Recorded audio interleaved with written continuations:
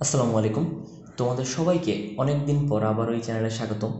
আজকে আমরা এই নতুন ভিডিওটা তৈরি করছি মূলত জৈব যৌগের উপর। আজকে আমরা আমাদের এই ক্লাসটাতে পড়ব হচ্ছে অ্যারোমেটিক হাইড্রোকার্বন, অ্যারোমেটিক হাইড্রোকার্বনের বিভিন্ন বিক্রিয়া এবং পৃথকীকরণ পদ্ধতি সম্পর্কে। তো পড়াশোনা শুরু করব। পড়াশোনা শুরু করার আগে কিছু রেসিডুয়াল কথাবার্তা। তোমার প্রথমত যেই জিনিসটা প্রয়োজন হবে সেটা হচ্ছে একটা খাতা। তোমার প্রয়োজন হবে, আমরা বেসিক্যালি কেমিস্ট্রি পড়াবো হচ্ছে হাজারীন আখতারের বই থেকে। প্রয়োজন হবে হচ্ছে রসায়ন দ্বিতীয় পত্র, হাজারীন আখতারের বই, একটা হচ্ছে কন্ট্রাস্ট তৈরি করবে এমন যে কোনো একটা কলম।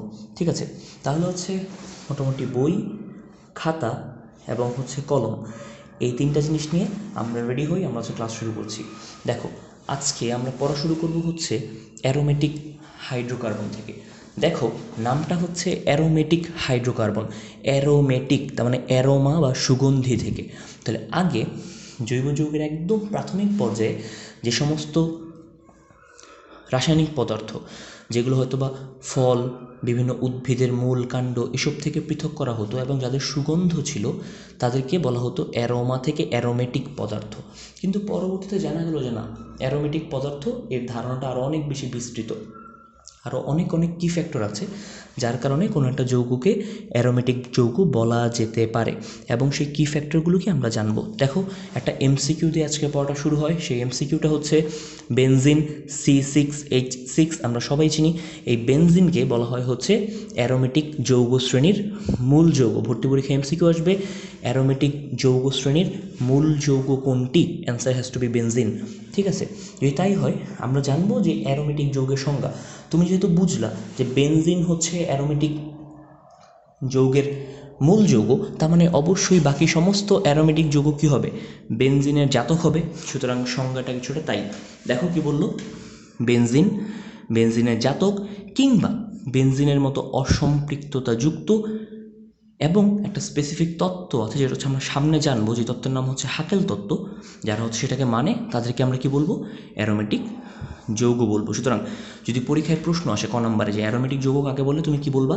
তুমি বলবা যেহেতু হচ্ছে অ্যারোমেটিক যৌগের মূল যৌগ হচ্ছে বেনজিন, সুতরাং সে হবে বেনজিন, অথবা সে বেনজিন থেকে সৃষ্ট অর্থাৎ বেনজিনের জাতক, অথবা কি বেনজিনের মধ্যে যেরকম অসম্পৃক্ততা বা দ্বিবন্ধন ত্রিবন্ধন বর্তমান, ওর মধ্যেও সেরকম কি থাকবে?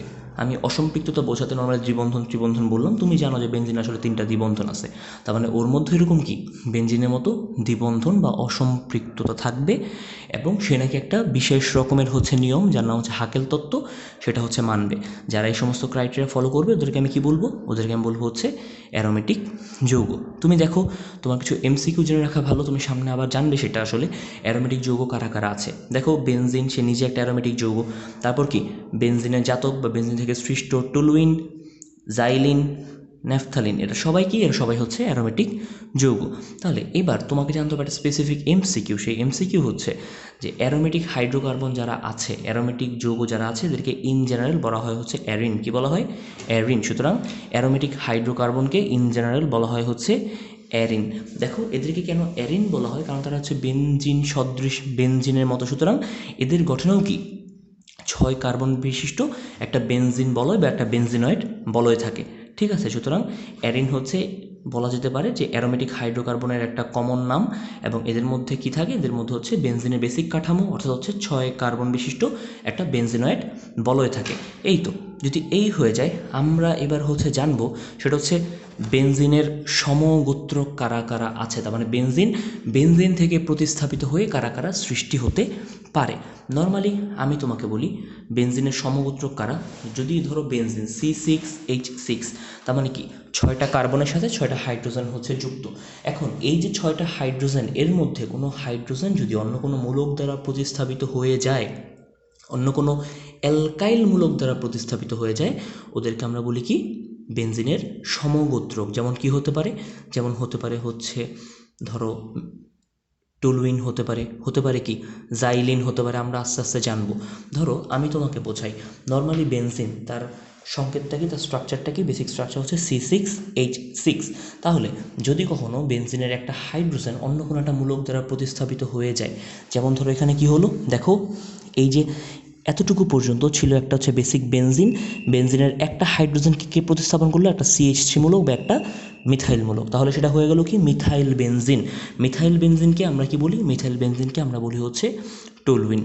এই ক্ষেত্রে দেখো, এই ক্ষেত্রে হচ্ছে বেনজিন সে কি, আমি জানি যে বেনজিন হচ্ছে C6H6, বাট এখানে কি হলো, এখানে হচ্ছে দুইটা হাইড্রোজেন দুইটা ভিন্ন ভিন্ন মূলক দ্বারা প্রতিস্থাপিত হয়ে গেল, সেগুলো কি দুইটা মিথাইল মূলক, সুতরাং ডাইমিথাইল বেনজিন। এই যে ডাইমিথাইল বেনজিন একে আমরা বলি হচ্ছে জাইলিন। এখন একটা কথা আছে যে বেনজিন, আমি জানি বেনজিন হচ্ছে 6 কার্বন বিশিষ্ট, তার মানে কি যে 1 নম্বর কার্বন, 2 নম্বর কার্বন, 3 নম্বর, 4 নম্বর, 5 নম্বর, 6 নম্বর। বেনজিনের 6টা কার্বন, এই 6টা কার্বন প্রতিটা কার্বনের সাথে কি হাইড্রোজেন যুক্ত, তাহলে ঠিক কত নাম্বার কার্বনের সাথে সংযুক্ত হাইড্রোজেন প্রতিস্থাপিত হলো তার উপর বেসিস করে এর হচ্ছে 3টা নাম হতে পারে। এর কি হতে পারে?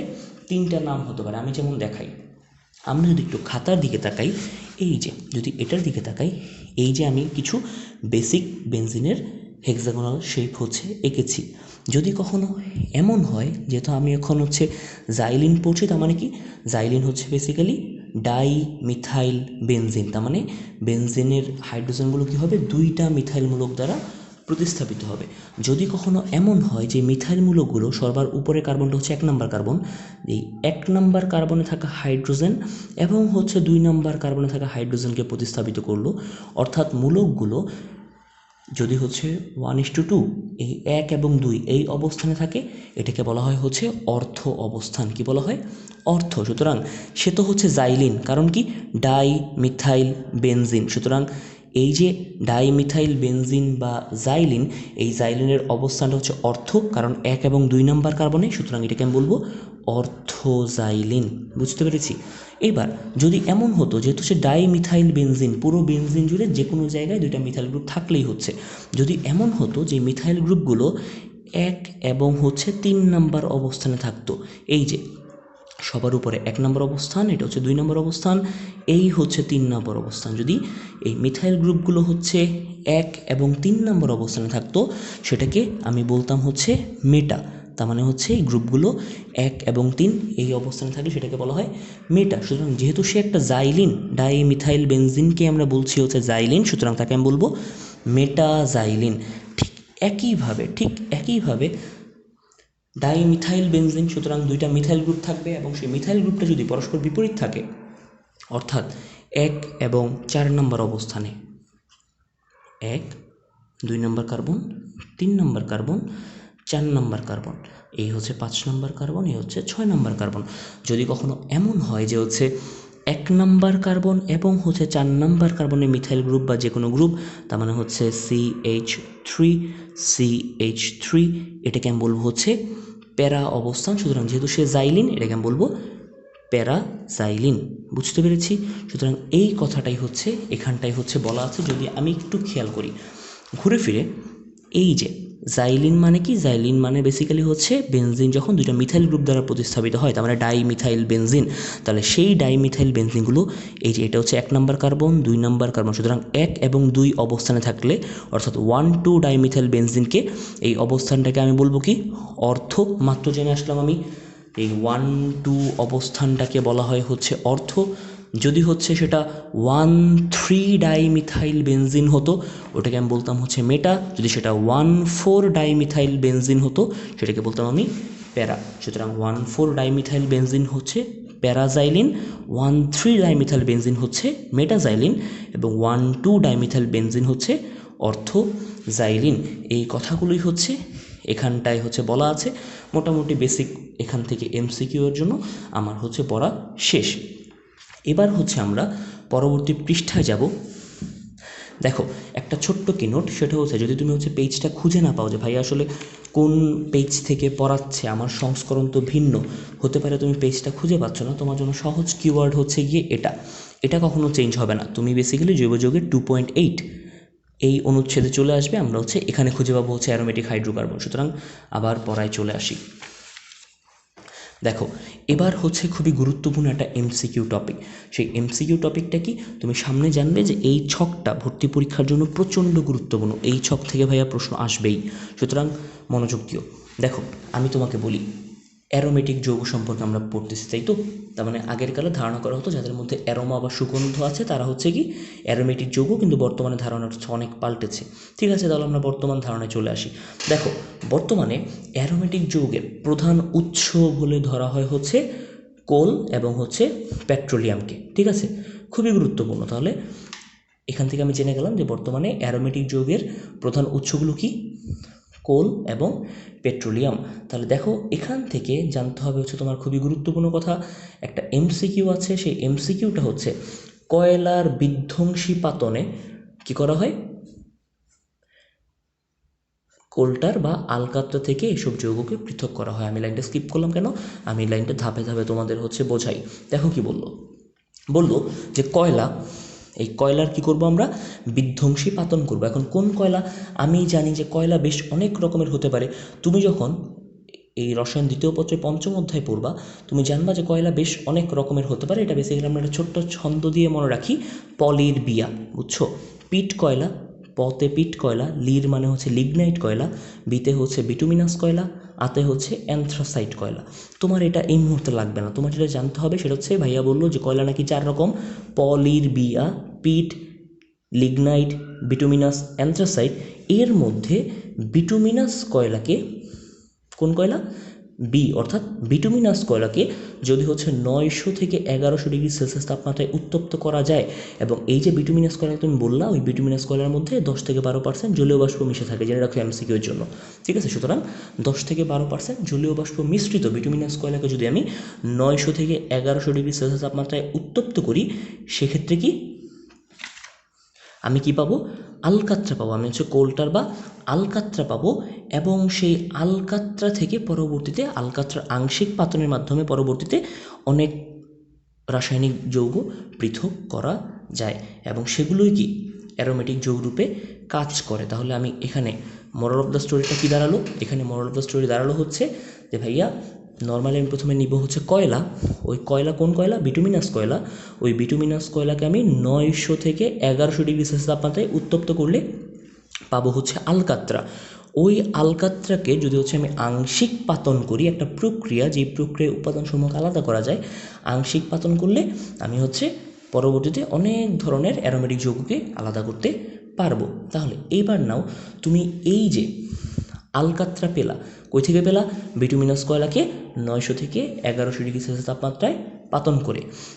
এই যে তোমার হচ্ছে আলকাত্রার মধ্যে তুমি যে উপাদানগুলো পেলা, এর মধ্যে কিছু অম্লীয় উপাদান থাকবে, কিছু ক্ষারীয় উপাদান থাকবে, কিছু হচ্ছে নিরপেক্ষ উপাদান থাকবে। তোমার জানতে হবে, সামনে এমসিকিউ তুমি পাবা, সেই এমসিকিউ হচ্ছে আলকাত্রার আংশিক পাতনে প্রাপ্ত উপাদানগুলোর মধ্যে কারা কারা অম্লীয়, কারা কারা ক্ষারীয়, কারা কারা নিরপেক্ষ পরীক্ষায় আসবে। যাই হোক, সমস্যা নেই, আমরা সেটা সামনে জানবো, যেটা সামনের পড়া। আপাতত এই ছকে চলে আসি। এই ছকটা অনেক গুরুত্বপূর্ণ। ওই যে আমি হচ্ছে বিটুমিনাস কয়লা থেকে পেলাম হচ্ছে আলকাত্রা, ওই আলকাত্রার আংশিক পাতনে বিভিন্ন উপাদান পাওয়া যায়। সেই উপাদানগুলো কি? বেশ কিছু তেল পাওয়া যায়। সেই তেলগুলোর নাম তোমাকে মনে রাখতে হবে, জানতে হবে হচ্ছে এদের পাতন তাপমাত্রা, অর্থাৎ আলকাত্রাকে কত তাপমাত্রায় পাতন করলে ওই স্পেসিফিক টাইপের তেলটা বা উপাদানটা পাওয়া যায়। তাহলে দেখো, আমরা এখন জানবো আলকাত্রার আংশিক পাতনে আমি পাই কী কী। আলকাত্রার আংশিক পাতনে আমি যা যা পাই, মনে রাখার জন্য একটা সুন্দর ছোট্ট ছন্দ আছে। সেই ছন্দটা হচ্ছে লোম ভাসে তেলে। ছন্দটা কি? ছন্দটা হচ্ছে ভাইয়া লোম ভাসে তেলে। ছন্দটা একটা কাজ করো, ছন্দটা তুমি হচ্ছে এখানে লিখে রাখো। লোম ভাসে, লোম কোথায় ভাসে? তেলে। ঠিক আছে, আচ্ছা, এই ছন্দ যদি হচ্ছে লেখা হয়ে যায়, খেয়াল করো এই দিয়ে কি হয়। লোমের লতে হচ্ছে লঘু তেল, মতে হচ্ছে মধ্যম তেল, ভাতে হচ্ছে ভারী তেল, শতে হচ্ছে সবুজ তেল। আর তেল কেন বললাম? বেসিক্যালি এই সমস্ত তেল হচ্ছে আলাদা করা যায়, আর সব কিছুর শেষে থেকে যায় হচ্ছে পিচ। তুমি হচ্ছে এটা এমনিতেই মনে রাখতে পারবা। সুতরাং আমাকে বলো, আলকাত্রার আংশিক পাতনে আমি কী কী তেল পেলাম? আমি পেলাম হচ্ছে লোম ভাসে তেলে, অর্থাৎ লঘু তেল, মধ্যম তেল, ভারী তেল, সবুজ তেল, এবং লাস্টলি ভাইয়া বলল পিচ। যদি এই উপাদানগুলো হয়ে যায়, তোমার পরীক্ষায় আসবেই, এবং তোমাকে পারতে হবে সেটা হচ্ছে এদের পাতন তাপমাত্রা। এটা খুবই গুরুত্বপূর্ণ। দেখো পাতন তাপমাত্রা আমার মনে আছে আমি তোমাদের ইভেন বলেছিলাম হয়তো বা যে আমার হচ্ছে রাজশাহী বিশ্ববিদ্যালয়ের ভর্তি পরীক্ষায় এই প্রশ্নটা হচ্ছে এসেছিল যে লঘু তেলকে কত তাপমাত্রায় পাতন করে পাওয়া যায় বা আলকাত্রাকে কত ডিগ্রি সেলসিয়াস তাপমাত্রায় আংশিক পাতন করলে লঘু তেল পাওয়া যায়, সেটা হচ্ছে 170। সুতরাং প্রত্যেকের পাতন তাপমাত্রা তোমার হচ্ছে ভাইয়া জানতে হবে এবং ব্যাপারটা কঠিন না, ব্যাপারটা তোমার হচ্ছে গ্র্যাজুয়ালি দেখো তাপমাত্রা বাড়ে, লোম ভাসে তেলে দেখবা তাপমাত্রা গ্র্যাজুয়ালি বাড়তেছে। তার মানে কি লঘু তেল পাওয়া যায় 170, মধ্যম তেল আরেকটু বেশি, ভারী তেল আরেকটু বেশি, সবুজ তেল আরেকটু বেশি, এই তো। তাহলে এইভাবে শতকরা পরিমাণ লাগবে না। পাতিত তরলের প্রধান উপাদান মাস্ট, মেডিকেল ভর্তি পরীক্ষায় এইখান থেকে একদম প্রশ্ন আসবেই, পেইড প্রশ্নের জায়গা, সুতরাং মনোযোগ দিবা, এই প্রশ্ন পারতে হবে। দেখো লঘু তেলের উপাদান অনেকগুলো, যেহেতু অনেকগুলো উপাদান পড়বো না, আমরা করবো কি বাকিগুলো শিখবো যেন হচ্ছে এছাড়া যা থাকে সব লঘু তেলের উপাদান হিসেবে আমরা মনে রাখতে পারি। তাহলে চলে আসো হচ্ছে মধ্যম তেলের উপাদান। একটা ছোট্ট গল্প বলি, সেই ছোট্ট গল্পটা হচ্ছে ধরো হচ্ছে এই যে জীবনের এত ব্যস্ততা, তাই না, জীবনের এত ব্যস্ততা যদি হচ্ছে ধরো হচ্ছে আজ না হোক কাল খুবই অনিবার্য একটা সত্য হচ্ছে মৃত্যু, যদি হচ্ছে মৃত্যু হয় দেখবা যে আসলে এই সমস্ত ব্যস্ততা কি সেখানেই হচ্ছে থেমে যাবে, তাই না? কি হবে কিছুক্ষণ পর হচ্ছে হয়তো বা যদি হাসপাতালে মৃত্যু হয় কিছুক্ষণ পরই হচ্ছে বাড়িতে নিয়ে যাবে, কবর দিয়ে দেবে, এর আগে যেটা করবে কিছু সময় তো আমাকে কফিনে রাখবে, তাই তো? তার মানে হচ্ছে কি, সুতরাং যেহেতু জীবনের অত ব্যস্ততার আসলে দিন শেষে মূল্য খুবই কম, সুতরাং কি জীবনে মধ্যপন্থা অবলম্বন করাই বেটার। তাহলে দেখো এই যে দার্শনিক গল্প, এর পিছনে কারণ হচ্ছে দুইটা। প্রথম কারণ হচ্ছে তোমাকে জানতে হবে যে মৃত্যু খুবই অনিবার্য, মৃত্যুর পর কফিনে রাখে এবং এর জন্য জীবনে মধ্যম পন্থা অবলম্বন করা ভালো। সুতরাং হচ্ছে মধ্যম পন্থা থেকে তুমি মনে রাখবা হচ্ছে মধ্যম তেল এবং কফিন থেকে মনে রাখবা মধ্যম তেলের উপাদান। সুতরাং এখানে আমরা লিখে রাখছি হচ্ছে কফিন। দেখো ভাইয়া কফিন দিয়ে কি হয়, কতে হয় হচ্ছে ক্রিসল, ফতে হয় হচ্ছে ফেনল, নতে হয় কি ন্যাফথলিন, ঠিক আছে? এই তিনটা কফিন, ক্রিসল, ফেনল, ন্যাফথলিন এ হচ্ছে মধ্যম তেলের উপাদান। এবার আমরা চলে আসবো হচ্ছে দেখো ভারী তেল, এটা হচ্ছে খুবই গুরুত্বপূর্ণ। দেখো ভারী তেলের উপাদানগুলো আমরা কিভাবে মনে রাখতে পারি, দেখো এইখানে একটা মজার হচ্ছে আমরা গল্প শুনতে পারি, ছোট্ট গল্প, 2 লাইনের গল্প। সেটা হচ্ছে ধরো ধরো তুমি না ধরো আমি হচ্ছে এয়ারপোর্টে কোকেন নিয়ে যাচ্ছি, বলো তো যদি হচ্ছে ধরা খাই ব্যাপারটা কি আমার উপরে ভারী হয়ে পড়বে না? মানে আমার জন্য একটা বড় বিপদের ব্যাপার হবে না? আসলেই তো তাই। তার মানে হচ্ছে যদি হচ্ছে এয়ারপোর্টে ইমিগ্রেশনে আমাকে যদি হচ্ছে কোকেন সহ ধরে ব্যাপারটা আমার জন্য অনেক ভারী হয়ে পড়বে, তাই তো? তার মানে হচ্ছে ভারী হয়ে পড়বে, মনে রাখবো হচ্ছে ভারী তেল উপাদান, মনে রাখবো তুমি হচ্ছে কোকেন। দেখো কোকেন দিয়ে কি হয়, দেখো কোকেন দিয়ে কি হচ্ছে, কত হচ্ছে কুইনোলিন, আরেক কত হচ্ছে ক্রিসল, নতে হচ্ছে ন্যাফথালিন। তার মানে কুইনোলিন, ক্রিসল এবং ন্যাফথালিন এরা হচ্ছে ভারী তেলের উপাদান। এখন তুমি বলতে পারো যে ভাইয়া আপনি তো হচ্ছে ক্রিসল ন্যাফথালিন 2 জায়গাতে আছে, যেগুলো হচ্ছে কমন ওগুলো পরীক্ষায় আসে না, যেগুলো হচ্ছে আনকমন ওগুলো জিজ্ঞেস করবে যে কুইনোলিন কোন তেলের উপাদান, তোমাকে বলতে হবে ভারী তেল, ঠিক আছে? এবার দেখো সবুজ তেল, সবুজ তেল কি, সবুজ একজন ভদ্রলোকের নাম সবুজ সাহেব, উনি সকাল সকাল হচ্ছে অফিসে যাচ্ছে, তার মানে তুমি মনে রাখবে হচ্ছে অফিস। দেখো অফিস দিয়ে কি হচ্ছে তুমি বুঝতেই পারছো, অফিসের সাথে হচ্ছে সবুজ তেল, অফিতে কি অ্যানথ্রাসিন এবং হচ্ছে ফিনান্থ্রিন, ঠিক আছে? তার মানে অফিস অ্যানথ্রাসিন ফিনান্থ্রিন এবং হচ্ছে সাথে হচ্ছে সবুজ তেলের উপাদান। তাহলে দেখো আর পিচের উপাদান হচ্ছে কোক কার্বন, তুমি জানো, ঠিক আছে? যদি হয় তাহলে দেখো এই সমস্ত উপাদান জেনে গেলাম, এছাড়া যেই সমস্ত উপাদান রয়ে যায় এরা সবাই হচ্ছে কি লঘু তেলের উপাদান। দেখো একমাত্র কমন থাকবে হচ্ছে ভাইয়া ফেনল। দেখো এই ফেনলটা হচ্ছে একমাত্র কমন, কারণ এই ফেনলটা কি মধ্যম তেলেও ছিল। এছাড়া benzene, toluene, xylene, pyridine, thiophene, aniline এই কোনো জায়গায় তুমি হচ্ছে ভাইয়া পাও নাই। সুতরাং আমি জানবো মধ্যম তেল কফিন, ভারী তেল হচ্ছে কোকেন, সবুজ তেল হচ্ছে অফিস, আর লঘু তেল বাকি সব, জাস্ট ফেনলটা হচ্ছে কমন, আলাদাভাবে মনে রাখবো। এই তো যদি হয়ে যায় আমরা চলে আসবো হচ্ছে এখনকার খুবই গুরুত্বপূর্ণ একটা পড়া, সেটা হচ্ছে তুমি যে হচ্ছে ভাইয়া আলকাত্রা পেলা, সেই আলকাত্রা যেন কই থেকে তুমি পেলা, ওই যে তুমি হচ্ছে বিটুমিনাস কয়লার কী করলা, বিটুমিনাস কয়লাকে 900 থেকে 1100 ডিগ্রি সেলসিয়াস তাপমাত্রায় পাতন করে তুমি হচ্ছে আলকাত্রা পেলা। ওই আলকাত্রা থেকে অথবা সেই আলকাত্রাকে 170 ডিগ্রি সেলসিয়াস তাপমাত্রায় পাতিত করে প্রাপ্ত লঘু তেল থেকে তুমি কিভাবে হচ্ছে খুবই গুরুত্বপূর্ণ দুটা অ্যারোমেটিক যৌগ বেনজিন এবং টলুইনকে আলাদা করতে পারো। এটা মোস্ট প্রবাবলি হচ্ছে সিকিউ হিসেবে আসে এবং এর ভেতরে তুমি একটু পরে পড়ার পর বুঝবা যে কী পরিমাণ এমসিকিউ গিজ করতেছে। সুতরাং এটা অবশ্যই তোমার এমসিকিউ হিসেবে গুরুত্ব দিতে হবে এবং অবশ্যই এটা সিকিউ হিসেবে তোমাকে গুরুত্ব দিতে হবে। তাহলে চলো আমরা হচ্ছে পড়ায় চলে আসি, সেটা হচ্ছে আলকাত্রা অথবা লঘু তেল থেকে কিভাবে আমরা বেনজিন এবং টলুইনকে আলাদা করতে পারি। এবার এখান থেকে আমি তোমাকে কিছু এমসিকিউ আগে বলি, তারপর আমরা সামনের দিকে পড়ায় যাব। দেখো কি কথা বললো। নর্মালি তুমি ওই যে বিটুমিনাস কয়লা থেকে যে আলকাত্রা পেলা, ওই আলকাত্রাকে তুমি তো জানো 170°C তাপমাত্রায় তুমি যদি আংশিক পাতন করতে পারো তুমি কী পাবা? লঘু তেল। সুতরাং এই এমসিকিউটা এতটাই গুরুত্বপূর্ণ, দেখো আবার রিপিট হচ্ছে, আলকাত্রাকে 170°C তাপমাত্রায় আংশিক পাতন করে আমি পাচ্ছি কি? লঘু তেল পাচ্ছি। এই লঘু তেলের মধ্যে ভাইয়া কী উপাদান জানো ছিল? ওই যে যেগুলো আমরা মনে রাখি নাই, এগুলো ছাড়া বাকি সব, সেই উপাদানগুলো ছিল কি? বেনজিন ছিল, টলুইন ছিল, জাইলিন ছিল, পিরিডিন ছিল, থায়োফিন ছিল, অ্যানিলিন ছিল এবং ফেনল ছিল। এবার এই যে এত উপাদান, এই উপাদানগুলোর মধ্যে কিছু উপাদান হচ্ছে নিরপেক্ষ, কিছু উপাদান হচ্ছে অম্লীয়, কিছু উপাদান হচ্ছে ক্ষারীয়। তোমার এখান থেকে ভাইয়া এমসিকিউ আসবেই যে লঘু তেলের মধ্যে নিচের কোনটি অম্লীয়, নিরপেক্ষ বা ক্ষারীয়, অথবা নিচের কোনটি অম্লীয় উপাদান, নিচের কোনটি ক্ষারীয় বা নিরপেক্ষ। ঠিক আছে, তাহলে আমরা এখান থেকে এমসি করে জেনে রাখি। দেখো নিরপেক্ষ উপাদানগুলো হচ্ছে বেনজিন, টলুইন, জাইলিন। ঠিক আছে, তাহলে বেনজিন, টলুইন, জাইলিন এই সমস্ত হাইড্রোকার্বনগুলো হচ্ছে নিরপেক্ষ। এখান থেকে পরীক্ষা এমসিকিউ খুব দেয় যে নিচের কোনটি নিরপেক্ষ প্রকৃতির হাইড্রোকার্বন, বা নিচের কোনটি অম্লীয় হাইড্রোকার্বন, বা নিচের কোনটি ক্ষার জাতীয় হাইড্রোকার্বন। তাহলে দেখো বেনজিন, টলুইন, জাইলিন এরা হচ্ছে নিরপেক্ষ। ক্ষারের মধ্যে আছে হচ্ছে অ্যানিলিন, পিরিডিন, থায়োফিন। ঠিক আছে, তাহলে দেখো এরা হচ্ছে কি? ক্ষার জাতীয় উপাদান, অ্যানিলিন, পিরিডিন এবং থায়োফিন। আর অম্ল জাতীয় উপাদান কি তোমরা জানো? সেটা হচ্ছে ফেনল। তাহলে এখান থেকে খুবই গুরুত্বপূর্ণ এমসিকিউ, ফেনল হচ্ছে একটা অম্লীয় হাইড্রোকার্বন, আর অ্যানিলিন, পিরিডিন, থায়োফিন হচ্ছে ক্ষারীয়, এছাড়া বেনজিন, টলুইন, জাইলিন হচ্ছে নিরপেক্ষ। যদি তাই হয়, এবার হচ্ছে কিভাবে এর থেকে হচ্ছে আমরা বেনজিন, টলুইনকে আলাদা করব, কিভাবে আলকাত্রা থেকে অথবা হচ্ছে লঘু তেল থেকে আমরা বেনজিন, টলুইন আলাদা করব, চলো সেই পড়ায় চলে আসি।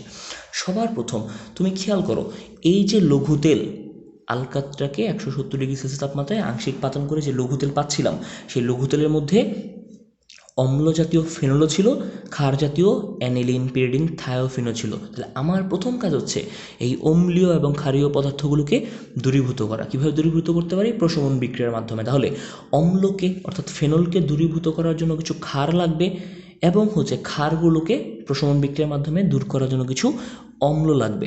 এর জন্য দেখো আমরা কী কাজ করলাম, দেখো এই যে লঘু তেলকে প্রথমে আমরা ধৌত করলাম কি দিয়ে? গাঢ় H2SO4 একটা অ্যাসিড দিয়ে। কেন? ক্ষারকে প্রশমিত করার জন্য। এবং 10% সোডিয়াম হাইড্রোক্সাইড ক্ষার দিয়ে। কেন? ফেনল নামক এই যে অম্লীয় অংশটাকে প্রশমিত করার জন্য। সুতরাং লঘু তেলের মধ্যে অম্ল এবং ক্ষারীয় উপাদান ছিল, ওগুলোকে কম্পেনসেশনের জন্য বা প্রশমিত করার জন্য বা নিউট্রালাইজ করার জন্য কি আমি সেই অম্ল এবং ক্ষার নিয়ে আসলাম। তাহলে অম্ল ক্ষার দ্বারা যখন হচ্ছে এদেরকে আমি ধৌত করে ফেললাম, কি হলো? এই H2SO4 এর কারণে লঘু তেলের সমস্ত ক্ষারীয় উপাদান চলে গেল, প্রশমিত হয়ে গেল। আর সোডিয়াম হাইড্রোক্সাইডের কারণে লঘু তেলের যে অম্লীয় উপাদান অর্থাৎ ফেনল, সেটাও কি হলো? দূর হয়ে গেল। যখন দূর হয়ে গেল, এবার আমি করবো কি? তেলটাকে হচ্ছে বারবার পরিষ্কার করবো। কেন? যেন ওই যে 10% সোডিয়াম হাইড্রোক্সাইড, অব্যবহৃত সোডিয়াম হাইড্রোক্সাইড যেন কি দূর হয়ে যায়। এবার হচ্ছে আমি যেই পরিষ্কার লঘু তেলটা পেলাম, যার মধ্যে হচ্ছে অধিকাংশ অম্লীয় এবং ক্ষারীয় উপাদান দূর হয়ে গেছে, এটাকে আমি করবো কি? এটাকে হচ্ছে আমি আংশিক পাতন করব। কত তাপমাত্রায়? 70 থেকে 110°C তাপমাত্রায়। এবং ওই সময় আমি একটা অংশ পাবো আংশিক পাতনের ফলে, তার নাম হচ্ছে 90% বেনজল। খুবই গুরুত্বপূর্ণ, এই 90% বেনজলের মধ্যে কত পার্সেন্ট বেনজিন, কত পার্সেন্ট টলুইন এবং কত পার্সেন্ট জাইলিন থাকে মেডিকেল ভর্তি পরীক্ষার প্রশ্ন। সুতরাং ভুল করা যাবে না। এবার যেই কথাগুলো বললাম এখানে খুবই স্ক্যাটার্ড ওয়েতে, হ্যাফেজার ওয়েতে, অগোছালোভাবে বলা, আমরা একটু খাতায় চলে যাই, ব্যাপারটা তোমাদের জন্য সহজ হবে।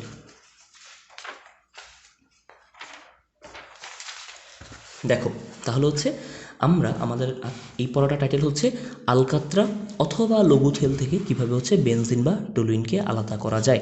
আমরা কি পড়লাম? আমরা পড়া শুরু করলাম হচ্ছে যে আলকাত্রাকে যদি হচ্ছে আমি 170°C তাপমাত্রায় আংশিক পাতন করি, আমি কি পাবো? লঘু তেল। ভাইয়া তোমাকে বললোই যে লঘু তেলের উপাদানগুলো এমসিকিউ হিসেবে খুব আসে, কোনটা অম্লীয়, কোনটা ক্ষারীয়, কোনটা নিরপেক্ষ উপাদান। এবার ওই যে লঘু তেলের যে ক্ষারীয় উপাদানগুলো ওটাকে প্রশমিত করার জন্য আমি নিয়ে আসলাম H2SO4, ওই লঘু তেলের অম্লীয় উপাদান ওটাকে প্রশমিত করার জন্য নিয়ে আসলাম 10% সোডিয়াম হাইড্রোক্সাইড। এগুলো দিয়ে যখন আমি লঘু তেলকে পরিষ্কার করলাম, ধৌত করলাম, তখন কি সেই লঘু তেলটা মোটামুটি হচ্ছে পরিষ্কার বিশুদ্ধ হলো। দেন সেই লঘু তেলের আমি কী করলাম, আংশিক পাতন করলাম এবং কত তাপমাত্রায় পাতিত অংশকে আলাদা করলাম, 70 থেকে 110 ডিগ্রি সেলসিয়াস তাপমাত্রায়। 70 থেকে 110 ডিগ্রি সেলসিয়াস তাপমাত্রায় লঘু তেলের পাতিত অংশ যখন আলাদা করলাম, সেই অংশকে কি বলা হচ্ছে, সেই অংশকে বলা হচ্ছে 90% বেনজল। এবং ভাইয়া তোমাকে বললো যে এই 90% বেনজলের মধ্যে কত পার্সেন্ট কী আছে তোমাকে জানতেই হবে। আছে কি 84% বেনজিন, 13% টলুইন এবং 3% জাইলিন। আমরা মাত্র এই পর্যন্ত হচ্ছে পড়লাম, তাই তো? এই যে আমরা এই পর্যন্ত পড়লাম। 90% বেনজলের মধ্যে 84% বেনজিন, 13% টলুইন এবং 3% জাইলিন থাকে। এবার এই যে 90% বেনজল পেলাম, এটাকে আমি আবার হচ্ছে আংশিক পাতন করব এবং সেই পাতিত অংশকে আমি হচ্ছে সংগ্রহ করব 80 থেকে 82 ডিগ্রি সেলসিয়াস তাপমাত্রা। তাহলে কি বললো এখানে, খেয়াল করো, এই যে হচ্ছে আমি 90% বেনজল পেলাম, এটাকে আবার আমি আংশিক পাতন করব এবং পাতিত অংশকে আমি সংরক্ষণ করব বা সংগ্রহ করব 80 থেকে 82 ডিগ্রি সেলসিয়াস তাপমাত্রায়। এবং যখন আমি 90% বেনজলকে আংশিক পাতন করে 80 থেকে 82 ডিগ্রি সেলসিয়াস তাপমাত্রা সংরক্ষণ করব বা সংগ্রহ করব, তখন হবে কি আমি প্রায় 99% বিশুদ্ধ বেনজিন পাবো। 99% বিশুদ্ধ বেনজিন পাচ্ছি, 100% কিন্তু পাচ্ছি না। তার মানে হচ্ছে আমার হচ্ছে কি করতে হবে, যত বেশি পরিমাণ হচ্ছে তার বিশুদ্ধতা নিরূপণ করা যায়, বিশুদ্ধ করা যায়, সেটা আমার জন্য ভালো। সুতরাং 99% বিশুদ্ধ বেনজিন কেন, কারণ হচ্ছে তার মধ্যে এখনও পর্যন্ত কিছু টলুইন, কিছু থায়োফিন এবং কিছু অপদ্রব্য মিশে আছে। তার মানে এই টলুইন, থায়োফিনের মতো অপদ্রব্যগুলো কি মিশে আছে। তাহলে যদি তাই হয়, আমি এখন করব কি, এই যে 99% বিশুদ্ধ বেনজিন পেলাম, এটাকে হচ্ছে আমি এখন সলিডিফাইড করব, এটাকে আমি কঠিন করব, কঠিন ক্যালাসে রূপান্তর করব। এবং এই প্রশ্নটা জাহাঙ্গীরনগরে এসেছিল, খুবই গুরুত্বপূর্ণ এমসিকিউ। কত ডিগ্রি সেলসিয়াস তাপমাত্রায় বেনজিনের কঠিন ক্যালাস পাওয়া যায়? কত ডিগ্রি? 5.4 ডিগ্রি। তার মানে ওই যে 99% বিশুদ্ধ বেনজিন, এটাকে যদি হচ্ছে আমি সলিডিফাইড করি, এটাকে যদি আমি ঘনীভূত করি, 5.4 ডিগ্রি সেলসিয়াস তাপমাত্রায় আমি বেনজিনের কঠিন ক্যালাস পাবো। ওই বেনজিনের কঠিন ক্যালাসে মোটামুটি যত অপদ্রব্যগুলো ছিল, টলুইন, থায়োফিন, অনেকাংশে কমে আসছে, বাট স্টিল সেখানে 0.5% থায়োফিন রয়ে গেছে। এটা খুবই গুরুত্বপূর্ণ এমসিকিউ। বেনজিনের কঠিন ক্যালাসে কত পার্সেন্ট থায়োফিন রয়ে যায়? 0.5%। দেখো এই যে এই কথাগুলোই তোমার বইয়ের মধ্যে বলেছে। দেখো তো, মনে আছে যে হচ্ছে 90% বেনজলকে আংশিক পাতন করে সেই পাতিত অংশ যদি আমি 80 থেকে 82 ডিগ্রি সেলসিয়াস তাপমাত্রায় সংগ্রহ করি, আমি কি পাবো? 99% বিশুদ্ধ বেনজিন পাবো। বাট স্টিল এই 99% বিশুদ্ধ বেনজিনের মধ্যে টলুইন, থায়োফিন ইত্যাদি অপদ্রব্য হচ্ছে মিশেছিল। সুতরাং কি ওইটাকে বিশোধনের জন্য, পরিষ্কার করার জন্য আমি কি করলাম, আমি হচ্ছে এটাকে হিমশীতল করলাম। কত তাপমাত্রায়? 5.4 ডিগ্রি সেলসিয়াস। এবং তখন আমি কি পেলাম? বেনজিনের কঠিন ক্যালাস। এই কথাগুলো তো ভাইয়া মাত্র বললো। এবং কি দেখছো যে ওই ক্যালাসগুলোকে পৃথক করলে মোটামুটি অপদ্রব্য বা ময়লা আবর্জনা মুক্ত বেনজিন পাওয়া যায়। বাট স্টিল সেখানে মনে আছে এই যে এমসিকিউ, 0.5% থায়োফিন মিশে থাকে। সুতরাং বেনজিন ক্যালাসে অপদ্রব্য হিসেবে কি থাকে? 0.5% থায়োফিন। আমি তো চাচ্ছি না যে থায়োফিন থেকে যাক। তুমি আমাকে বলো দেখি, মাত্র আমরা পড়ে আসলাম, এই যে থায়োফিন, সে কি অম্লীয় নাকি ক্ষারীয় পদার্থ? ওই দেখো, থায়োফিন ছিল কি? ক্ষার জাতীয় পদার্থ। সুতরাং এই ক্ষারকে আমি দূর করতে যাচ্ছি, আবার প্রশমন বিক্রিয়া ঘটাবো কি নিয়ে এসে? H2SO4 নামক অ্যাসিড নিয়ে এসে। সুতরাং হচ্ছে যদি আমি এই যে 0.5% হচ্ছে থায়োফিন পেলাম, এই থায়োফিনকে যদি আমি হচ্ছে গাঢ় H2SO4 সহযোগে ঝাঁকাই, কী হবে? ওই থায়োফিনটা হচ্ছে দূরীভূত হয়ে যাবে। মোটামুটি বেনজিনের ক্যালাসটা হচ্ছে কী হয়ে গেল? একদম বিশুদ্ধ হয়ে গেল। এবার সেই বেনজিনের ক্যালাসটাকে আমার কী করতে হবে? শুষ্ক করতে হবে। সুতরাং শুষ্ককারক বা নিরোধক পদার্থ নিয়ে আসতে হবে, যারা পানি টেনে নিবে। সেই নিরোধক পদার্থ কি? Calcium chloride. তাহলে আমি এখন করব কি? অনার্দ্র ক্যালসিয়াম ক্লোরাইড সহযোগে যদি হচ্ছে আমি নিরোধন বিক্রিয়া ঘটাই বা নিরোধন করি, আমি কি পাবো? মোটামুটি 80.4 ডিগ্রি সেলসিয়াস তাপমাত্রায় পাতন করে বিশুদ্ধ বেনজিন পাবো। সুতরাং এটা খুবই গুরুত্বপূর্ণ এমসিকিউ। আলকাত্রা থেকে কত ডিগ্রি সেলসিয়াস তাপমাত্রায় পাতন করে বিশুদ্ধ বেনজিন পাওয়া যায়? 80.4 ডিগ্রি সেলসিয়াস তাপমাত্রায়। তাহলে একটু মনোযোগ দাও, এই কথাটাই হচ্ছে বলল। দেখেছি যে এই যে 0.5% থায়োফিন, ওই থায়োফিন মিশ্রিত বেনজিনকে শীতল করে যদি আমি কি গাঢ় H2SO4 সাথে মিশিয়ে বারবার ঝাঁকাই, থায়োফিনটা দূর হয়ে যাবে। এবং সেটা যদি আমি অনার্দ্র ক্যালসিয়াম ক্লোরাইড দ্বারা শুষ্ক করি, দেন শুষ্ক করার পর 80.4 ডিগ্রি সেলসিয়াস তাপমাত্রায় পাতন করলে রাসায়নিকভাবে বিশুদ্ধ বেনজিন পাওয়া যাবে। সুতরাং আমি কিন্তু জেনে গেলাম, আমি শিখে গেলাম যে কিভাবে হচ্ছে আলকাত্রা থেকে অথবা হচ্ছে লঘু তেল থেকে বেনজিনকে পৃথক করা যায়। আমার পড়ার প্রথম অংশ শেষ। আমার দ্বিতীয় অংশ হচ্ছে এখন কিভাবে আমি টলুইনকে হচ্ছে পৃথক করতে পারি। তাহলে বেনজিনের পড়াটা একটু রিকল করি। আলকাত্রাকে যদি আমি 170 ডিগ্রি সেলসিয়াস তাপমাত্রায় আংশিক পাতন করি, আমি পাবো হচ্ছে লঘু তেল। যেই লঘু তেলের উপাদানগুলো হচ্ছে ভাইয়া বলে এমসিকিউর জন্য গুরুত্বপূর্ণ, এবং সেই লঘু তেলের মধ্যে কিছু অম্লীয় উপাদান ছিল, কিছু ক্ষারীয় উপাদান ছিল। সেই অম্লীয় উপাদানগুলো প্রশমিত করার জন্য নিয়ে আসলাম 10% সোডিয়াম হাইড্রোক্সাইড, ক্ষারীয় উপাদানগুলো প্রশমিত করার জন্য নিয়ে আসলাম H2SO4। যখন এগুলো দিয়ে ধুইলাম কী হলো, প্রশমিত হয়ে গেল। এবং সেই প্রশমিত হয়ে যাওয়ার পর অবশিষ্ট যে দ্রবণ, তাকে আমি যখন 70 থেকে 110 ডিগ্রি সেন্টিগ্রেডে আংশিক পাতন করে কালেক্ট করলাম, আমি পেলাম হচ্ছে 90% বেনজল। এবং সেই 90% বেনজলের মধ্যে 84% বেনজিন এমসিকিউ হিসেবে আসবে। কত পার্সেন্ট টলুইন, কত পার্সেন্ট জাইলিন আমি জানলাম। এবার এই 90% বেনজলকে আবার আমি হচ্ছে আংশিক পাতন করব, এবং সেই পাতিত তরলকে আমি কালেক্ট করব কি 80 থেকে 82 ডিগ্রি সেলসিয়াস তাপমাত্রায়। তখন আমি পাবো 99% বিশুদ্ধ বেনজিন।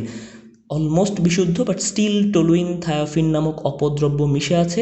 সুতরাং এটাকে হচ্ছে আমি 5.4 ডিগ্রি সেলসিয়াস তাপমাত্রায় সলিডিফাইড করব, কঠিন কেলাসে রূপান্তর করব।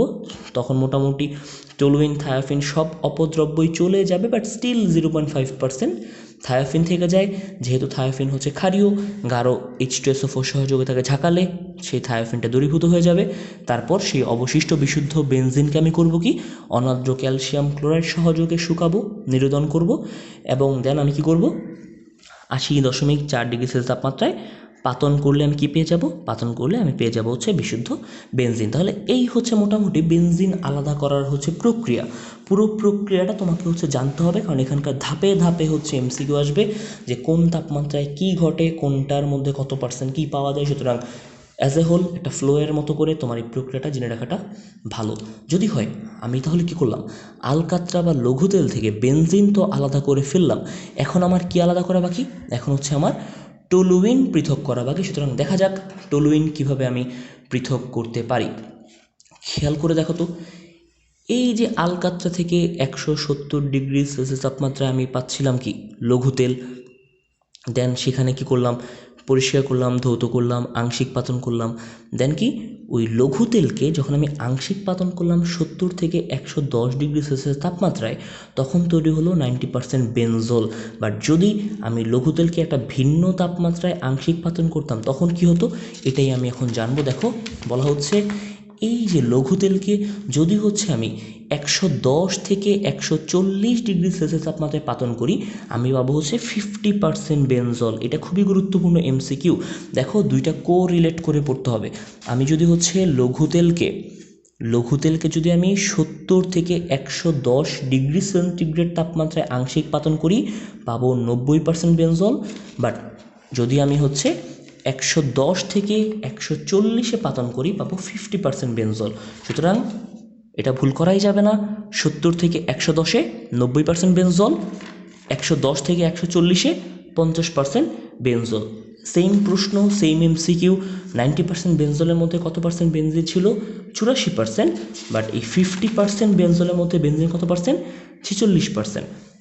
তাহলে এই যে দুইটা ভিন্ন ভিন্ন পার্সেন্টেজের হচ্ছে বেনজল পেলাম, আমি যদি এখন সেই 90% বেনজল এবং হচ্ছে 50% বেনজলকে একত্রে 108 থেকে 110 ডিগ্রি সেন্টিগ্রেড তাপমাত্রায় আংশিক পাতন করি, আমি সরাসরি পেয়ে যাব হচ্ছে টলুইন। খুব সহজ এমসিকিউ, ঠিক আছে? সুতরাং আমি তো 90% বেনজল কীভাবে হয় আগেই জেনে আসলাম। এখন পড়লাম হচ্ছে 50% বেনজল কীভাবে তৈরি হয়, এবং এই দুইটার মিশ্রণকে যদি আমি 108 থেকে 110-এ উত্তপ্ত করি, আংশিক পাতন করি, পাবো কি টলুইন। তাহলে মোটামুটি আমরা হচ্ছে বেনজিন টলুইন কীভাবে হচ্ছে পৃথক করা যায়, এই অংশটা বইয়ের মধ্যে খুবই জটিল করে বলা ছিল। বাট আশা করি মোটামুটি তুমি এখান থেকে পড়লে এখন আর তোমার সমস্যা হবে না। আমরা যা পড়লাম এগুলোই হচ্ছে এখানটায় বলা আছে। দেখো এই যে আমরা একটু আগে পড়ে আসলাম যে লঘু তেলকে যদি আমি 110 থেকে 140 হচ্ছে পাতিত করি, আমি পাবো 50% বেনজল। যেই 50% বেনজলের মধ্যে হচ্ছে কি বেনজিন 46%, কিছু পরিমাণ টলুইন এবং জাইলিন থাকে, এবং এই যে 90% বেনজল এবং 50% বেনজলকে একত্রে 108 থেকে 110 ডিগ্রি সেন্টিগ্রেড তাপমাত্রায় আংশিক পাতন করলে মোটামুটি বিশুদ্ধ টলুইন পাওয়া যায়। তাহলে মোটামুটি এই কথাগুলো হচ্ছে আমাদের হয়ে গেল। আমরা এবার চলে আসবো একটা সোললি সিকিউ টপিক, এবং এমসিকিউ অনেক আসে এখান থেকে, নামীয় বিক্রিয়াগুলো থেকে। সেই সিকিউ টপিকটার নাম কি? বেনজিন এবং টলুইন প্রস্তুতি। ভাইয়া তোমাকে বলে রাখলো বেনজিন এবং টলুইন প্রস্তুতি সেটা একটা সিকিউ টপিক।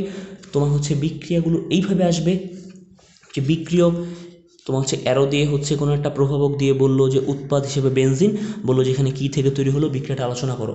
তার মানে তোমাকে এমনভাবে ওরা ইন্ডিকেট করে দিবে যেন ব্যাপারটা আসলে এদিকেই হচ্ছে রেফার করে, যে সামহাও সেটা বেনজিনের প্রস্তুতিমূলক বিক্রিয়া অথবা হচ্ছে টলুইনের প্রস্তুতিমূলক বিক্রিয়া। সুতরাং তোমাকে জানতে হবে কিভাবে বেনজিন প্রস্তুত হয়, কতভাবে বেনজিন প্রস্তুত হতে পারে, তোমাকে জানতে হবে কতভাবে টলুইন প্রস্তুত হতে পারে। তাহলে আমরা চলে আসবো হচ্ছে বেনজিন এবং টলুইনের প্রস্তুতিতে। সবার প্রথম তোমাকে ভাইয়া জানতে হবে এখানে পড়ার একটা স্টাইল আছে, এবং এই স্টাইলটা ভাইয়া তোমাকেও হচ্ছে ফলো করতে হবে, কারণ এটা হচ্ছে একটা সাধারণ বুদ্ধিমত্তা যে তুমি কিভাবে পড়লে তোমার জন্য সেটা সবচেয়ে কার্যকর হবে। এর জন্য আমি তোমাকে একটা বিষয় একটু দেখাতে চাই, সেই বিষয়টা তোমার বলতে পারো যে ভাইয়া তার অভিজ্ঞতা শেয়ার করতেছে।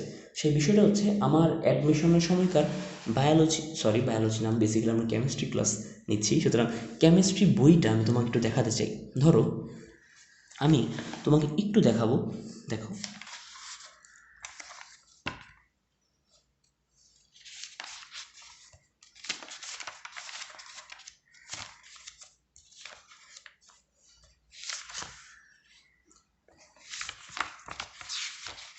আচ্ছা, যেমন ধরো আমি তোমাকে একটু এটা দেখাই। দেখো আমি করলাম কি, এটা হচ্ছে আমার বই ছিল। আমি বিভিন্ন সময় যখন যে অ্যালকেনের সাধারণ প্রস্তুতি, alkyne, অ্যালকাইন, aldehyde, alcohol, benzene, ketone, এরকম যখন সাধারণ প্রস্তুতিগুলো থাকে আমি করি কি সবগুলো হচ্ছে টাইটেল হিসাবে একসাথে হচ্ছে লিখিয়ে রেখেছিলাম, এবং কী কী নামীয় বিক্রিয়ায় প্রস্তুতগুলো হয়। তাহলে এর ফলে আমার যেটা হতো, যদি আমার পরীক্ষায় আসতো যে উডস বিক্রিয়া দ্বারা কোনটি প্রস্তুত করা যায়, যদি পরীক্ষায় আসতো ক্লিমেনসন বিজারণ দ্বারা কোনটি প্রস্তুত করা যায়, আমার মাথায় ইমিডিয়েট ক্লিক করতো যে আমি তো কনসাইজ করে লিখে রাখছি, সুতরাং সেটা কি অ্যালকেনের সাধারণ প্রস্তুতি। তার মানে মনে হয় উডস বিক্রিয়া দ্বারা অ্যালকেন তৈরি করা যায়, ক্লিমেনসন বিজারণ দ্বারা অ্যালকেন তৈরি করা যায়।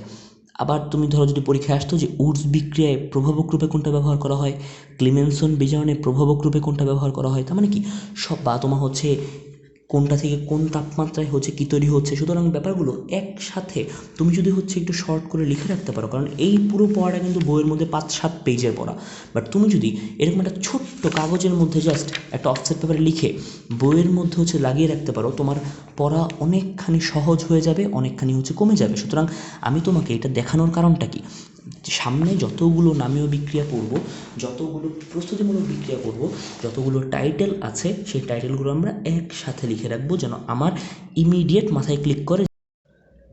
সেটা তো বুঝে গেলাম, তাহলে চলো এখন আমরা বিক্রিয়া শুরু করি। আমরা সর্বপ্রথম পড়ব হচ্ছে বেনজিন প্রস্তুতি। ভাইয়া তোমাকে যেটা বোঝানোর চেষ্টা করলো সেটা হচ্ছে প্রস্তুতি যত রকমভাবে হতে পারে ওগুলো আমরা সব টাইটেল বেসিসে একসাথে লিখে রাখবো যেন আমার ইমিডিয়েট মাথায় ক্লিক করে। ঠিক যেমন এরকম দেখো বেনজিনকে বেশ অনেকভাবে প্রস্তুত করা যায়, এগুলোকে আমি টাইটেল ওয়াইজ লিখে ফেলেছি। যে বেনজোইক অ্যাসিডের লবণ এবং সোডা লাইমের মিশ্রণ থেকে বেনজিন তৈরি করা যায়, ফেনল এবং জিঙ্ক গুঁড়ার মিশ্রণ থেকে তৈরি করা যায়, অ্যাসিটিলিন থেকে তৈরি করা যায়, গ্রিগনার্ড বিকারক থেকে তৈরি করা যায়, এবং বেনজিন ডায়াজোনিয়াম ক্লোরাইড থেকে তৈরি করা যায়। তাহলে এই যদি টাইটেলগুলো হয় তোমার পরীক্ষায় ইমিডিয়েট দেখে ক্লিক হবে যে আচ্ছা এইটা তো এই বিক্রিয়াটা ওইখানটায় ছিল, এই বিক্রিয়ার মাধ্যমে এই প্রস্তুত করা যায়। তাহলে দেখো আমরা পড়া শুরু করে দিই, মনোযোগ দিও। দেখো বেনজিন প্রস্তুতি পরীক্ষায় অনেক আসে, খুবই গুরুত্বপূর্ণ সিকিউ টপিক। সবার প্রথম ভাইয়া বেনজিন তৈরি করা যায় হচ্ছে বেনজোইক অ্যাসিডের লবণ এবং হচ্ছে সোডা লাইমের মিশ্রণ থেকে। তাহলে আমাকে জানতে হবে বেনজোইক অ্যাসিডের লবণ, বা সহজ কথায় বলতে গেলে সোডিয়াম বেনজয়েট লবণ। দেখো তোমার বইয়ের মধ্যে সুন্দর করে সোডিয়াম বেনজয়েটের হচ্ছে সংকেতটা হচ্ছে দেওয়া আছে, তার মানে বেসিক্যালি সোডিয়াম বেনজয়েট। তার মানে হচ্ছে দেখো তুমি হচ্ছে কি করবে, তুমি হচ্ছে প্রথমে একটা বেনজিন আঁকবে, এই যে কার্বন বিশিষ্ট একটা বেনজিন। এবার দেখো এখানটায় জাস্ট COO, এটা হচ্ছে গিয়ে সোডিয়াম বেনজয়েট লবণ। এটা তাহলে আমরা কি বললাম, এটা হচ্ছে গিয়ে সোডিয়াম বেনজয়েট লবণ। যদি খেয়াল করো, এটা যদি হচ্ছে আমাদের সোডিয়াম বেনজয়েট লবণ হয়, এর সাথে সোডা লাইমের মিশ্রণের বিক্রিয়া, তার মানে সোডা লাইম, বুঝতেই পারছো, তুমি জানো MCQ, সোডা লাইমের সংকেত হচ্ছে NaOH CaO, তার মানে ক্যালসিয়াম অক্সাইড এবং সোডিয়াম হাইড্রোক্সাইডের সংমিশ্রণ, এটাই হচ্ছে সোডা লাইম। সুতরাং দেখো এর সাথে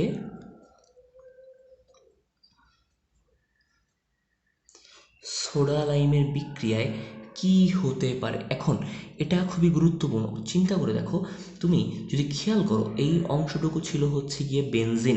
আমি জানি যে বেনজিনের সংকেত কি, C6H6, বাট আমি এখানে 6 লিখছি না, কারণ হচ্ছে 6টা হাইড্রোজেন ছিল, বাট একটা হাইড্রোজেন হচ্ছে COONA দ্বারা প্রতিস্থাপিত হয়ে গিয়েছে।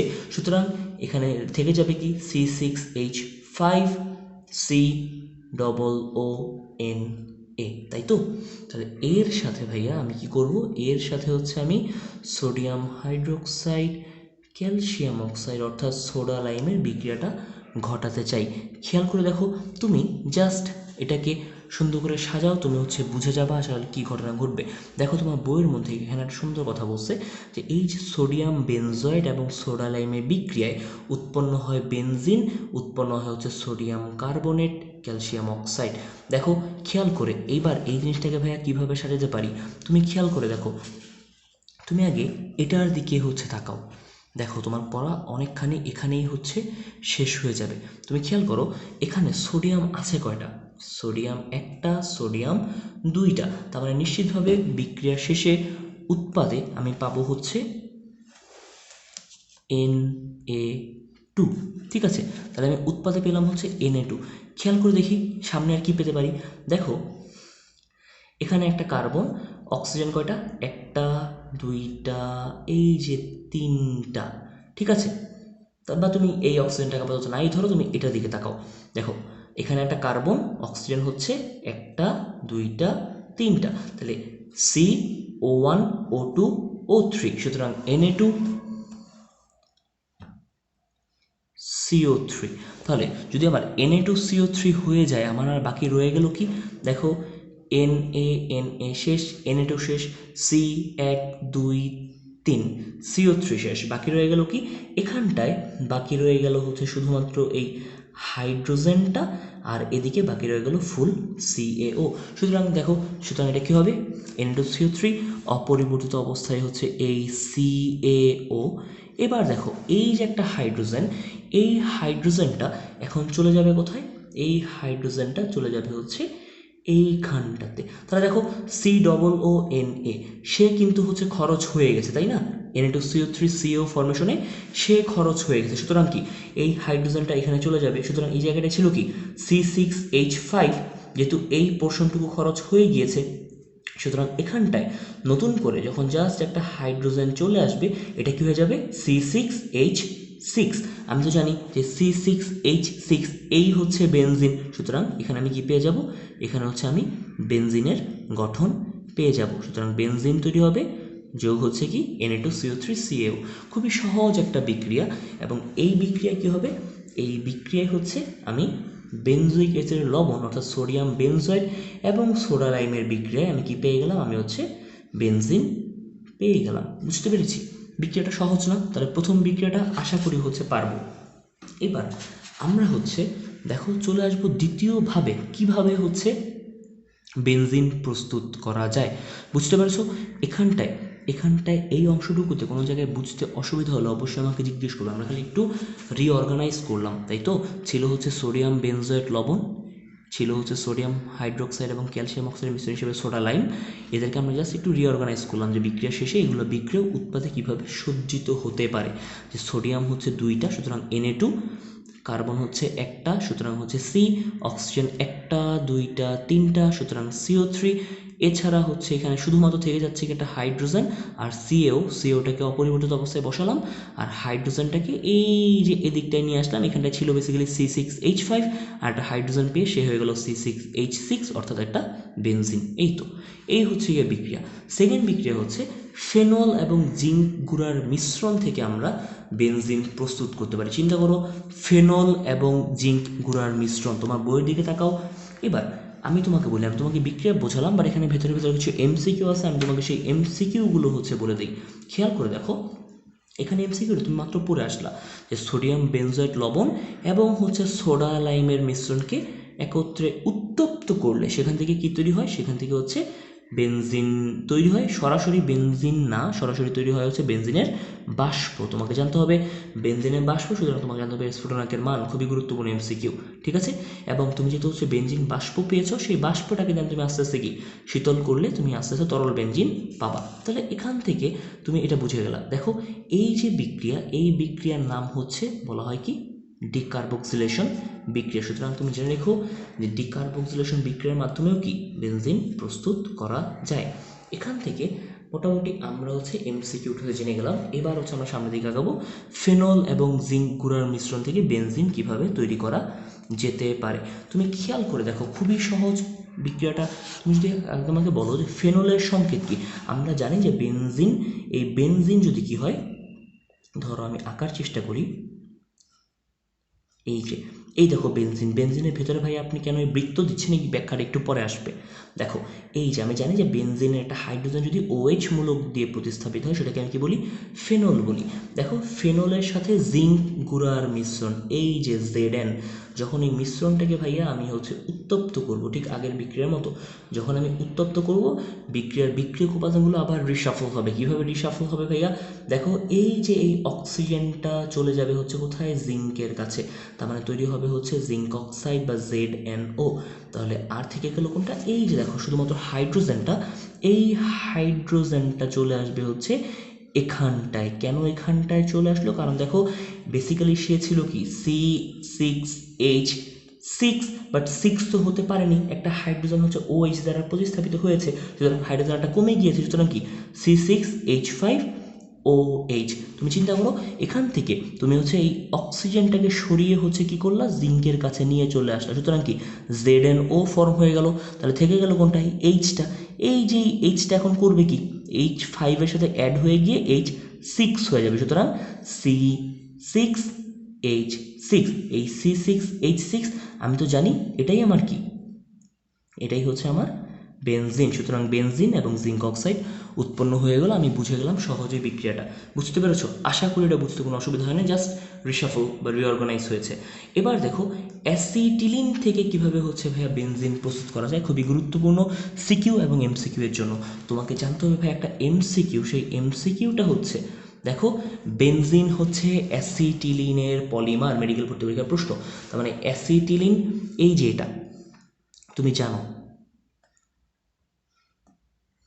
এই যে এটা হচ্ছে ভাইয়া অ্যাসিটিলিন, ঠিক আছে। তাহলে বেনজিনটা কি, বেনজিনটা হচ্ছে অ্যাসিটিলিনের পলিমার। তার মানে এটা যদি হচ্ছে মনোমার হয়, এর পলিমার কি হবে, বেনজিন। তার মানে এটা যদি একটা ইট হয়, দেয়াল হবে কি, বেনজিন। তাহলে বুঝতেই পারছি যে বেশ কয়েকটা অ্যাসিটিলিনকে সামহাও ভাইয়া একত্রিত করে যদি আমি উত্তপ্ত করতে পারি, মনে হয় সেটা কি পলিমারাইজেশনের মাধ্যমে বেনজিন তৈরি করতে পারবে। এবং তুমি যেটা ভেবেছো একদম ঠিক। তুমি দেখো, তুমি যদি ভাইয়া 3 অণু অ্যাসিটিলিনকে, খুবই গুরুত্বপূর্ণ MCQ, দেখো 3 অণু অ্যাসিটিলিনকে আমরা নিচ্ছি, এখানে কি নিচ্ছি আমরা, 3 অণু অ্যাসিটিলিন,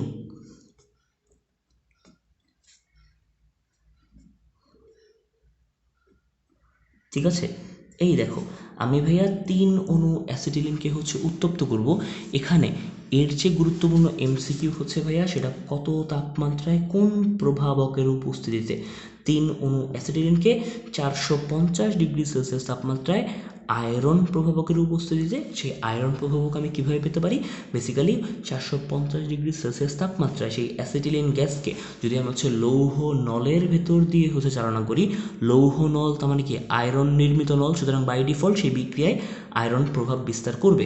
সুতরাং দেখো 450 ডিগ্রি সেলসিয়াস তাপমাত্রায় যদি ভাইয়া আমি ফেরাস, দেখো যদি আমি আয়রনের সহযোগিতায় বিক্রিয়া ঘটাই, এরা ভাইয়া রিঅর্গানাইজ হবে কিভাবে, তুমি চিন্তা করে দেখো, তুমি এটার দিকে তাকাও, সে C2H2, রাইট, সে কি C2H2, এক অণু অ্যাসিটিলিন, তুমি নিচ্ছ 3 অণু অ্যাসিটিলিন, সুতরাং তুমি বুঝতেই পারছো সেটা কি হবে। দেখো পিওর ম্যাথমেটিক্যাল টার্ম, সেটা কি C6H6, বুঝতে পেরেছো? তার মানে জাস্ট রিঅর্গানাইজ হলো 3 অণু অ্যাসিটিলিন 450 ডিগ্রি সেলসিয়াস তাপমাত্রায় আয়রন প্রভাবকের উপস্থিতিতে বা আয়রন নলের ভেতর দিয়ে চালনা করলে কি হলো, বেনজিন ফর্মেশন হয়ে গেল। পরবর্তীটা খুবই গুরুত্বপূর্ণ এবং এটা সবচেয়ে বেশি পরীক্ষায় আসে, সেটা গ্রিগনার্ড বিকারক থেকে বেনজিন কিভাবে প্রস্তুত করা যায়। তোমাকে আগে জানতে হবে গ্রিগনার্ড বিকারক কি। দেখো গ্রিগনার্ড বিকারক একটা সহজ সাধারণ সংকেত আছে, সেই সংকেতটা RMgX, তার মানে অ্যালকাইল ম্যাগনেসিয়াম হ্যালাইড, তার মানে বেসিক্যালি ম্যাগনেসিয়াম থাকবে, হ্যালাইড বা হ্যালোজেন থাকবে, এবং থাকবে কি যে কোনো অ্যালকাইল গ্রুপ। তাহলে সেটা হতে পারে কি, যে ধরো methyl magnesium chloride, ethyl magnesium bromide, তার মানে যে কোনো অ্যালকাইল ম্যাগনেসিয়াম হ্যালাইড, এদেরকে কি বলা হয়, হ্যালাইডকে আমরা এক্স দিয়ে প্রকাশ করছি, অ্যালকাইল মূলকটাকে আর দিয়ে, তার মানে RMgX, এটা গ্রিগনার্ড বিকারকের সাধারণ সংকেত। বললো যে গ্রিগনার্ড বিকারক থেকেও ভাইয়া কি বেনজিন উৎপন্ন করা যায় কিভাবে। দেখো এইখানটায় বলা কি গ্রিগনার্ড বিকারক হিসেবে কি বলছে, ফিনাইল ম্যাগনেসিয়াম ক্লোরাইড। আমি জানি যে আমি চাইলে কি, দেখো এই যে RMgX, এখানে সেটা কি অ্যালকাইল মূলকও হতে পারে, সেটা কি অ্যারাইল মূলকও হতে পারে, তার মানে অ্যারোমেটিক মূলকও হতে পারে, অ্যালিফ্যাটিক মূলকও হতে পারে। তাহলে এই যে এখানে ফিনাইল ম্যাগনেসিয়াম হ্যালাইড হিসেবে কি ক্লোরাইড, এই ফিনাইল ম্যাগনেসিয়াম ক্লোরাইডের সাথে যদি আমি পানির বিক্রিয়া ঘটাই, পানির আর্দ্র বিশ্লেষণের মাধ্যমে তৈরি হবে বেনজিন। আমি বিক্রিয়াটা দেখাই, খুবই সহজ একটা বিক্রিয়া। আগে তুমি যেটা করবে, তুমি সেটা গ্রিগনার্ড বিকারকটা লিখবে। এক্ষেত্রে গ্রিগনার্ড বিকারকটা ফেনোলিক ম্যাগনেসিয়াম ক্লোরাইড বা ফিনাইল ম্যাগনেসিয়াম ক্লোরাইড। তাহলে দেখো ফিনাইল ম্যাগনেসিয়াম ক্লোরাইডের সংকেত কি হতে পারে,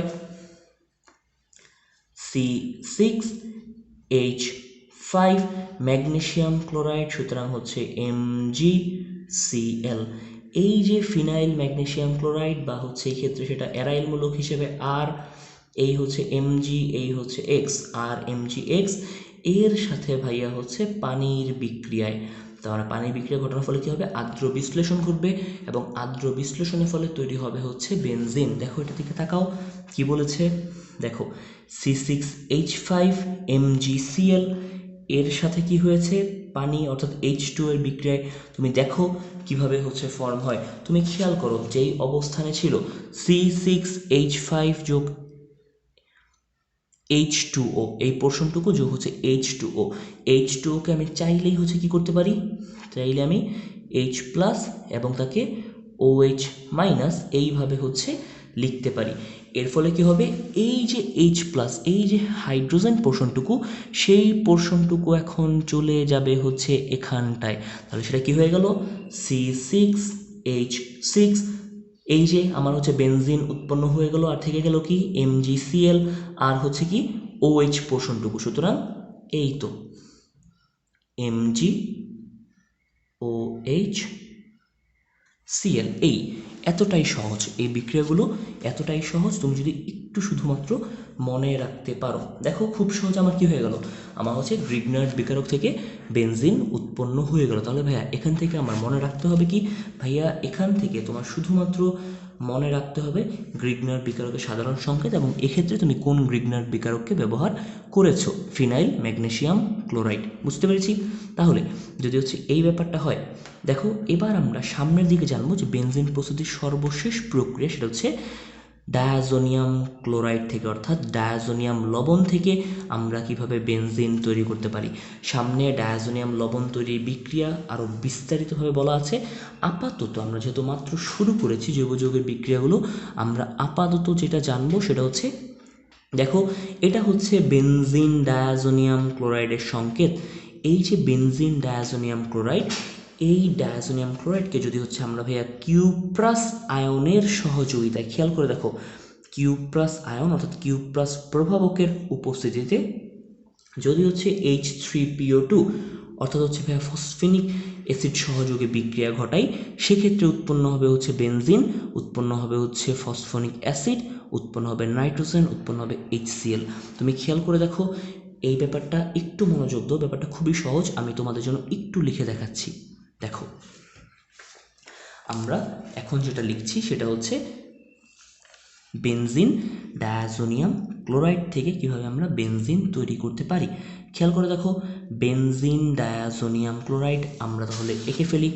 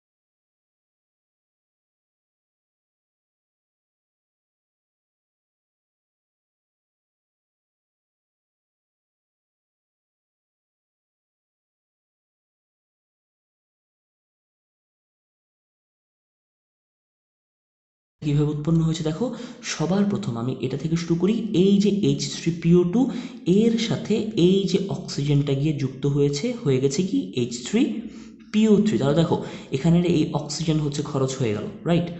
তারপর তাকাও, এই যে তোমার H2কে আমি স্প্লিট করে লিখছি তোমাকে বোঝানোর সুবিধার জন্য, এই যে দুইটা H হিসেবে লিখলাম, এর মধ্যে একটা H করলো কি, একটা H হচ্ছে গিয়ে Cl এর সাথে যুক্ত হয়ে ফর্ম করলো কি HCl। এই যে HCl ফর্ম হলো, সুতরাং কি এখানকার Clও খরচ হয়ে গেল, এখানকার Hও খরচ হয়ে গেল, থেকে গেল কি N2, থেকে গেল হচ্ছে এখানে আরেকটা H, রাইট। তাহলে এই যে N2, এই N2 হচ্ছে আলাদা করে বসে গেল, এটাও খরচ হয়ে গেল, আর অবশিষ্ট যে Hটা রয়ে গেল সেই Hটা হচ্ছে C2H5 এর এখানে গিয়ে অ্যাড হলো, তাহলে কি হয়ে গেল C2H6।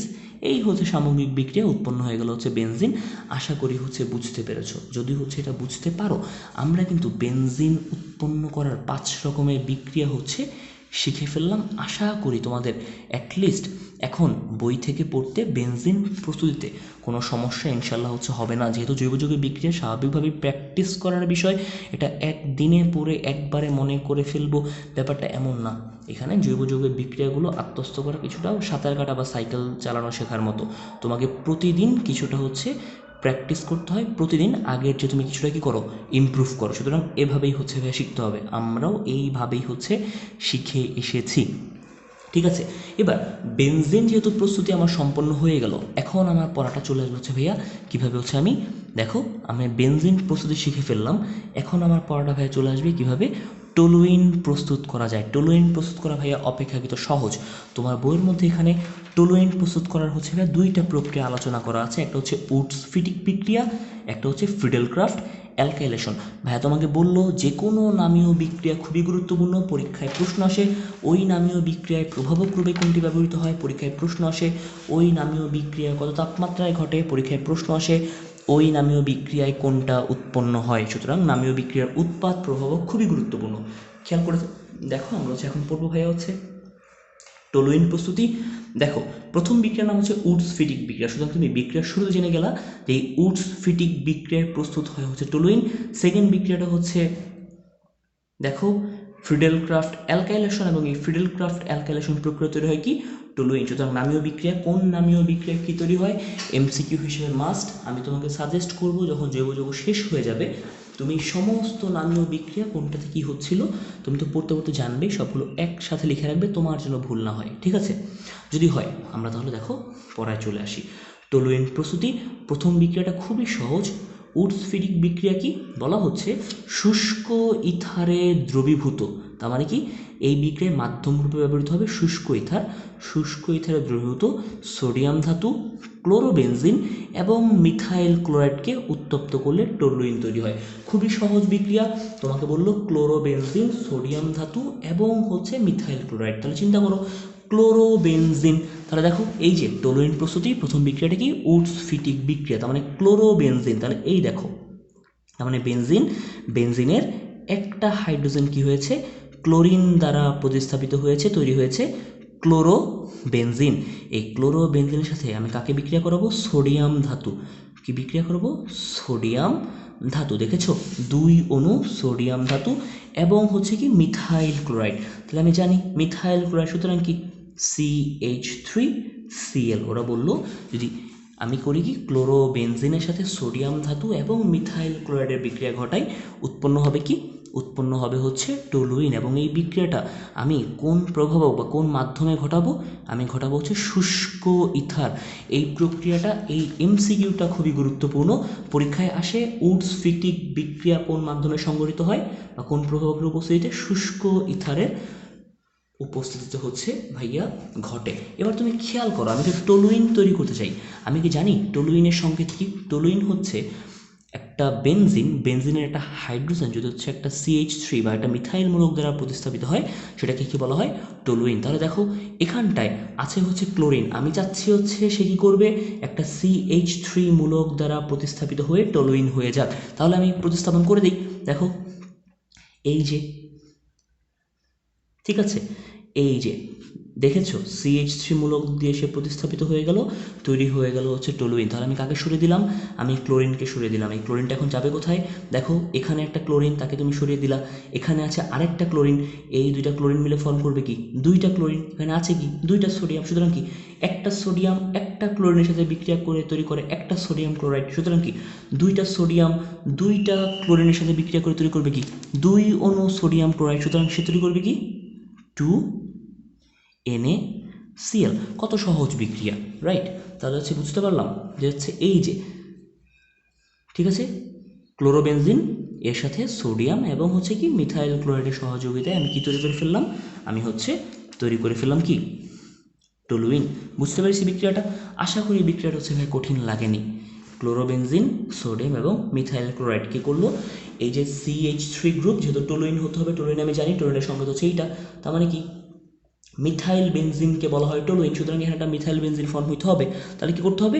বেনজিনের একটা হাইড্রোজেন যেটা আগে ক্লোরিন দিয়ে প্রতিস্থাপিত হয়েছিল, এখন সেটাকে কী করতে হবে?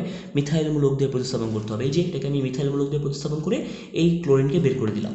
এই ক্লোরিনটা করলো কি, এই ক্লোরিনের কাছে গিয়ে বললো যে আমরা দুইটা ক্লোরিন হয়ে গেছি, এখন আমরা কই যাব, আমরা যাব দুইটা সোডিয়ামের কাছে। সুতরাং দুইটা সোডিয়ামের কাছে দুইটা ক্লোরিন গিয়ে তৈরি করলো 2 অণু সোডিয়াম ক্লোরাইড। একটা সোডিয়াম নিল একটা ক্লোরিনকে, তৈরি করলো 1 অণু সোডিয়াম ক্লোরাইড। দ্বিতীয় সোডিয়াম নিল দ্বিতীয় ক্লোরিনকে, তৈরি করলো 2 অণু সোডিয়াম ক্লোরাইড। আমার বিক্রিয়া শেষ। এই হচ্ছে উডস-ফ্রি বিক্রিয়া। তৈরি হলো কি, তুমি জানো, টলুইন। ঠিক আছে, সহজ। যদি হয় সেকেন্ড একটা প্রক্রিয়া আছে যে ভাইয়া বেনজিন থেকে টলুইন প্রস্তুত করা যায়। বেনজিন থেকে টলুইন প্রস্তুতের যে বিক্রিয়া, ওই বিক্রিয়াকে বলা হয় ফ্রিডেল ক্রাফট অ্যালকাইলেশন। তুমি সামনে ফ্রিডেল ক্রাফট অ্যালকাইলেশন আরও অনেক বিস্তারিতভাবে পড়বে, বাট আপাতত নামীয় বিক্রিয়া জানতে হবে। ফ্রিডেল ক্রাফট অ্যালকাইলেশনে কী তৈরি হয় তুমি মাত্র জানলাই। ফ্রিডেল ক্রাফট অ্যালকাইলেশনে তৈরি হয় হচ্ছে টলুইন, এবং সেটা কী থেকে, বেনজিন থেকে। দেখো তাহলে তোমার বইয়ের মধ্যে বলা আছে এবং সেটা খুবই গুরুত্বপূর্ণ। দেখো, বেনজিন থেকে ফ্রিডেল ক্রাফট অ্যালকাইলেশনের মাধ্যমে টলুইন তৈরি হচ্ছে, এবং এক্ষেত্রে প্রভাবক রূপে কাজ করছে কে, প্রভাবক রূপে কাজ করছে শুষ্ক অ্যালুমিনিয়াম ক্লোরাইড। এটা খুবই গুরুত্বপূর্ণ এমসিকিউ। ফ্রিডেল ক্রাফট অ্যালকাইলেশন প্রক্রিয়ায় প্রভাবক রূপে কোনটি কাজ করে, প্রভাবক রূপে কাজ করে হচ্ছে শুষ্ক অ্যালুমিনিয়াম ক্লোরাইড। তোমার এটা ভুল করা যাবে না, এর জন্য তুমি নামীয় বিক্রিয়াগুলো লিখে রাখবে, তোমার যেন হচ্ছে ভুল না হয়। বুঝতে পেরেছি? তাহলে দেখো, এখান থেকে আমি তোমাকে হচ্ছে বলি, বিক্রিয়াটা খুবই সহজ। তুমি করবা কি, তুমি হচ্ছে দেখো বেনজিন থেকে যেহেতু টলুইন তৈরি করবা, সুতরাং তুমি বেনজিন বিক্রিয়কের জায়গায় লিখবা, টলুইনটা হবে উৎপাতের জায়গায়। বেনজিনের সাথে তুমি বিক্রিয়া করাবা হচ্ছে মিথাইল ক্লোরাইডকে। তুমি কাকে বিক্রিয়া করাবা, মিথাইল ক্লোরাইডকে। আমি তোমাকে দেখাই, এটা খুবই সহজ একটা বিক্রিয়া। দেখো, ফ্রিডেল ক্রাফট অ্যালকাইলেশন, রাইট। আমি হচ্ছে তাহলে লিখছি, আমি সবার প্রথম আমি কি কাজ করব, দেখো আমি হচ্ছে বেনজিন থেকে টলুইন তৈরি করতে চাই। সুতরাং হচ্ছে আমি একটা বেনজিন আঁকবো। এই দেখো, একটা হচ্ছে গিয়ে বেনজিন, রাইট। এই বেনজিন এর থেকে আমি সামহাও তৈরি করতে চাই হচ্ছে টলুইন। আমি তো জানি টলুইনের সংকেত কি, এই যে এটা হচ্ছে কি আমাদের টলুইন, তাই তো, CH3। দেখি তাহলে ভাইয়া, যেহেতু হচ্ছে বেনজিন থেকে টলুইন প্রস্তুত করতে হবে, সামহাও বেনজিনের একটা হাইড্রোজেনকে CH3 দ্বারা প্রতিস্থাপন করতে হবে। সুতরাং ভাইয়া আমি বেনজিনের সাথে বিক্রিয়া করব হচ্ছে CH3Cl। দেখো তোমার বইয়ে সেম কাজটাই করেছে, ওরা বেনজিনের সাথে বিক্রিয়া করিয়েছে কার, দেখাচ্ছি তোমাকে আমি, ওরা বেনজিনের সাথে বিক্রিয়া করিয়েছে CH3Cl এর, এবং এই বিক্রিয়াটা সংঘটিত হয়েছে কিসে, এই বিক্রিয়াটা সংঘটিত হয়েছে শুষ্ক অ্যালুমিনিয়াম ক্লোরাইডের সহযোগিতায়। তোমাকে শুষ্ক অবশ্যই বলতে হবে, শুষ্ক অ্যালুমিনিয়াম ক্লোরাইডের সহযোগিতা। তাহলে আমাকে বলো তো ভাইয়া, এখানে কি হতে পারে? ব্যাপারটা খুবই সহজ, তুমি জানো। দেখো খেয়াল করে, এই দেখো, এই যে তোমার হচ্ছে এখানে কি ছিল, বেনজিন, তার মানে এখানে ছিল কি C6H6। এখন করতে হবে কি, দেখো CH3 মূলকটাকে এখানে সংযুক্ত করতে হবে, তাহলে সেটা তো C6H6CH3 হতে পারে না, একটা হাইড্রোজেনকে প্রতিস্থাপিত করতে হবে CH3 মূলক দিয়ে। সুতরাং এটা হয়ে গিয়েছে C6H5। কেন? সে একটা হাইড্রোজেনকে হচ্ছে এভাবে বের করে দিয়েছে, কারণ সেই হাত দিয়ে সে কাকে ধরবে, CH3কে ধরবে। সুতরাং C6H5CH3। এবার এই যে হাইড্রোজেনকে বের করে দিল, তো মন খারাপ, ও এখন যাবে কোথায়? ও হচ্ছে করলো কি, যে এই যে এখান থেকে যেহেতু CH3টা এখানে চলে এসেছে, সুতরাং সে এখন করলো কি, এই ক্লোরিনের সাথে গিয়ে যুক্ত হয়ে গেল। সুতরাং এই Hটা ক্লোরিনের সাথে গিয়ে যুক্ত হয়ে তৈরি করলো কি, HCl। এবং এই হচ্ছে গিয়ে আমার ফ্রিডেল ক্রাফট অ্যালকাইলেশন বিক্রিয়া। তুমি খেয়াল করো, দেখো বিক্রিয়াটা কত সহজ, দেখেছো? তাহলে যদি এই হয়, তোমার বইয়ের মধ্যে দেখো কীরকম ভুল করে, এরকম ভুল কী করা উচিত? তোমার বইয়ের মধ্যে দেখো হচ্ছে এখানে হচ্ছে টলুইনের সংকেত কি ভুল করে Cl দিয়ে দিয়েছে, এটা ঠিক করো। এটা হচ্ছে CH3, ঠিক আছে? বইয়ের মধ্যে একটু ভুল ছিল, এই ভুলটা তুমি কী করো, ঠিক করো। তাহলে দেখো কত সহজে তোমার কী হলো, ফ্রিডেল ক্রাফট অ্যালকাইলেশন প্রক্রিয়ায় বেনজিন থেকে টলুইন প্রস্তুত হয়ে গেল। বেনজিন বিক্রিয়া করলাম কি, CH3Cl শুষ্ক অ্যালুমিনিয়াম ক্লোরাইডের সহযোগিতায়, এবং কি হলো, এই CH3টা হচ্ছে এখানটায় চলে আসলো। সুতরাং ক্লোরিনটা এখন আলাদা, এখানে জায়গা দেওয়ার জন্য একটা হাইড্রোজেন বের হয়ে যেতে হলো, এই হাইড্রোজেনটা সেই ক্লোরিনের সাথে বিক্রিয়া করে তৈরি করলো HCl। আশা করি হচ্ছে বুঝতে পেরে গেছো, রাইট? যদি এই হয়ে যায় আমাদের, তাহলে দেখো ভাইয়া, আমাদের বেনজিন থেকে টলুইন প্রস্তুত শেষ। আমাদের হচ্ছে কি, নর্মালি উৎস্ফীরিক বিক্রিয়ার মাধ্যমেও টলুইন প্রস্তুত শেষ। তাহলে আমাদের দেখো বেনজিন টলুইন প্রস্তুতির যে বেসিক বিক্রিয়াগুলো হলো, এই বেসিক বিক্রিয়াগুলো কিন্তু আমরা শেষ করে ফেললাম। এবার টুকটাক কিছু MCQ বেসিস পড়া আমি তোমাদের বুঝিয়ে দিই, যে এখান থেকে আসলে আমাদের কি এমসিকিউ পড়তে হবে। এখন দেখো এইখানে কিছু এক্সট্রা কথাবার্তা বলা আছে এবং এগুলো সব হচ্ছে এমসিকিউ বেসিস পড়াশোনা। তোমার এখান থেকে খুব বেশি সিকিউ আর আসবে না, তুমি সিকিউ ওরিয়েন্টেড কী পড়তে হবে সেটা অলরেডি পড়ে ফেলেছো। দেখো বলছে অনেক সময় তোমার হচ্ছে পেট্রোলিয়াম থেকে বেনজিন বা টোলুইন প্রস্তুত করা যেতে পারে এবং একটা পদ্ধতি আছে, এই পদ্ধতির নাম হচ্ছে অ্যারোমেটিকরণ বা রিফর্মিং পদ্ধতি। তার মানে সামহাও কোনো একটা অ্যালিফেটিক যৌগকে আমরা অ্যারোমেটিক যৌগে রূপান্তর করছি, এর নামে কি অ্যারোমেটিকরণ বা রিফর্মিং পদ্ধতি। দেখো তোমাকে আমি কিছু এমসিকিউ বলি, সেই এমসিকিউগুলো ভাইয়া বই থেকে হচ্ছে দাগাও, কারণ এগুলো পরীক্ষায় আসবে। দেখো পেট্রোলিয়াম তেলকে যে আংশিক পাতন করা হয় 35 থেকে 175 ডিগ্রি সেন্টিগ্রেড তাপমাত্রায় যে তুমি তরল পাও তাকে বলা হয় পেট্রোল বা গ্যাসোলিন। এই রেঞ্জটা তোমার জানতে হবে, এটা এমসিকিউতে আসে যে পেট্রোলিয়াম তেলকে আংশিক পাতন করে কত তাপমাত্রায় পেট্রোল বা গ্যাসোলিন আলাদা করা যায়, সেটা হচ্ছে 35 থেকে 175 ডিগ্রি সেন্টিগ্রেড তাপমাত্রায়। এবার এই যে পেট্রোল বা গ্যাসোলিন তুমি পেলে, এই পেট্রোল বা গ্যাসোলিনের মধ্যে অনেক সরল শিকল অ্যালকেন থাকে, বাট আমি চাচ্ছি কি এই সরল শিকল অ্যালকেনকে সামহাও অ্যারোমেটিক যৌগে রূপান্তর করতে। তাহলে বলো অ্যালকেন সে হচ্ছে সরল শিকল অ্যালিফেটিক, তাই না, মুক্ত শিকল যৌগ, আমি তাকে বদ্ধ শিকল যৌগে রূপান্তর করতে চাচ্ছি এবং এই রূপান্তরকরণ প্রক্রিয়ার নামে কি অ্যারোমেটিকরণ বা রিফর্মিং। তোমাকে জানতে হবে ভাইয়া এই প্রক্রিয়াতে সচরাচর কত তাপমাত্রা ব্যবহার করা হয়, কতটুকু চাপ ব্যবহার করা হয় এবং কোন প্রভাবক ব্যবহার করা হয়। দেখো এখানে বলাই আছে প্রভাবক হিসেবে, এই বিক্রিয়ায় প্রভাবক হিসেবে ব্যবহার করা হয় কাকে, প্লাটিনাম অ্যালুমিনিয়াম গুঁড়া, ক্রোমিয়াম অক্সাইড, ভ্যানাডিয়াম অক্সাইড। ঠিক আছে, ভ্যানাডিয়াম অক্সাইড বা ভ্যানাডিয়াম পেন্টঅক্সাইড যেটাই বলো না কেন, সচরাচর চাপ ব্যবহার করা হয় কত 10 থেকে 20 অ্যাটমসফেরিক চাপ, তাপমাত্রা কত 500 ডিগ্রি সেলসিয়াস তাপমাত্রা। মানে আমি কি পেলাম যে ওই যে পেট্রোল বা গ্যাসোলিন যেটা আমি কি করলাম, ওই যে পেট্রোলিয়াম তেল থেকে 35 টু 175 ডিগ্রি সেন্টিগ্রেড তাপমাত্রায় পাতন করে আলাদা করলাম, ওই পেট্রোল বা গ্যাসোলিনকে যদি আমি প্লাটিনাম অ্যালুমিনিয়াম ক্রোমিয়াম অক্সাইড বা ভ্যানাডিয়াম পেন্টঅক্সাইডের সহযোগিতায় 10 থেকে 20 অ্যাটমসফেরিক চাপে 500 ডিগ্রি সেন্টিগ্রেড তাপমাত্রায় উত্তপ্ত করি, অ্যালিফেটিক যৌগগুলো অ্যারোমেটিক যৌগে রূপান্তর হবে, এটাকে আমি কি বলবো অ্যারোমেটিকরণ বিক্রিয়া। তুমি দেখো এখানে অ্যারোমেটিকরণ বিক্রিয়া কিছু উদাহরণ দেওয়া আছে। সর্বপ্রথম এন হেক্সেন থেকে, তার মানে হেক্সেন বুঝতেই পারছো একটা কি সরল শিকল অ্যালিফেটিক যৌগ, একটা অ্যালকেন 6 কার্বন বিশিষ্ট অ্যালকেন, নাম কি হেক্সেন। জাস্ট লেখার স্বার্থে তোমাকে দেখানোর স্বার্থে ওরা এভাবে লিখেছে, সে কিন্তু চাকরিক না, সে সরল শিকল। সোজা শিকলটাকে ওরা জাস্ট একটু কী করেছে, একটু বাঁকিয়ে লিখেছে চক্র গঠনের সুবিধার্থে। ঠিক আছে, দেখো তাহলে 1 2 3 4 5 6 কার্বন বিশিষ্ট একটা কি হেক্সেন। এবার দেখো এই যে দেখো, যেহেতু তুমি এটাকে ভাই কেন এন হেক্সেন বলছো, সাধারণত তোমাকে হচ্ছে আমি প্রচলিত পদ্ধতি আমি তোমাদের পড়াইনি, কারণ হচ্ছে এটা হচ্ছে তোমাদের সিলেবাসের অন্তর্গত না। বাট এই যে তুমি সরল শিকলটা দেখতে পাচ্ছ, এর কোনো শাখা শিকল নেই, যেহেতু শাখা শিকল নেই সে নর্মাল বোঝাতে এখানে এন বলা হয়েছে। তোমার এটা জরুরি না, তোমার যেটা জানতে হবে দেখো এই যে এন হেক্সেন, আমি কি করলাম ওই যে প্লাটিনাম অ্যালুমিনিয়াম ভ্যানাডিয়াম পেন্টঅক্সাইড এই সমস্ত প্রভাবকের নাম এমসিকিউ হিসেবে মাস্ট, এবং তাপমাত্রা কত 500 ডিগ্রি সেলসিয়াস তাপমাত্রা, চাপ কত ওই যে মাত্র পড়ে আসলাম 10 থেকে 20 গড়ে 15। এই ফ্যাক্টরগুলো যখন প্রোভাইড করা হলো কি হলো, দেখো এই CH3 এই প্রত্যেক থেকে একটা করে হাইড্রোজেন চলে গেলো, একটা করে কি চলে গেল হাইড্রোজেন চলে গেলো এবং এরা নিজেরা বন্ধনে আবদ্ধ হয়ে গেলো।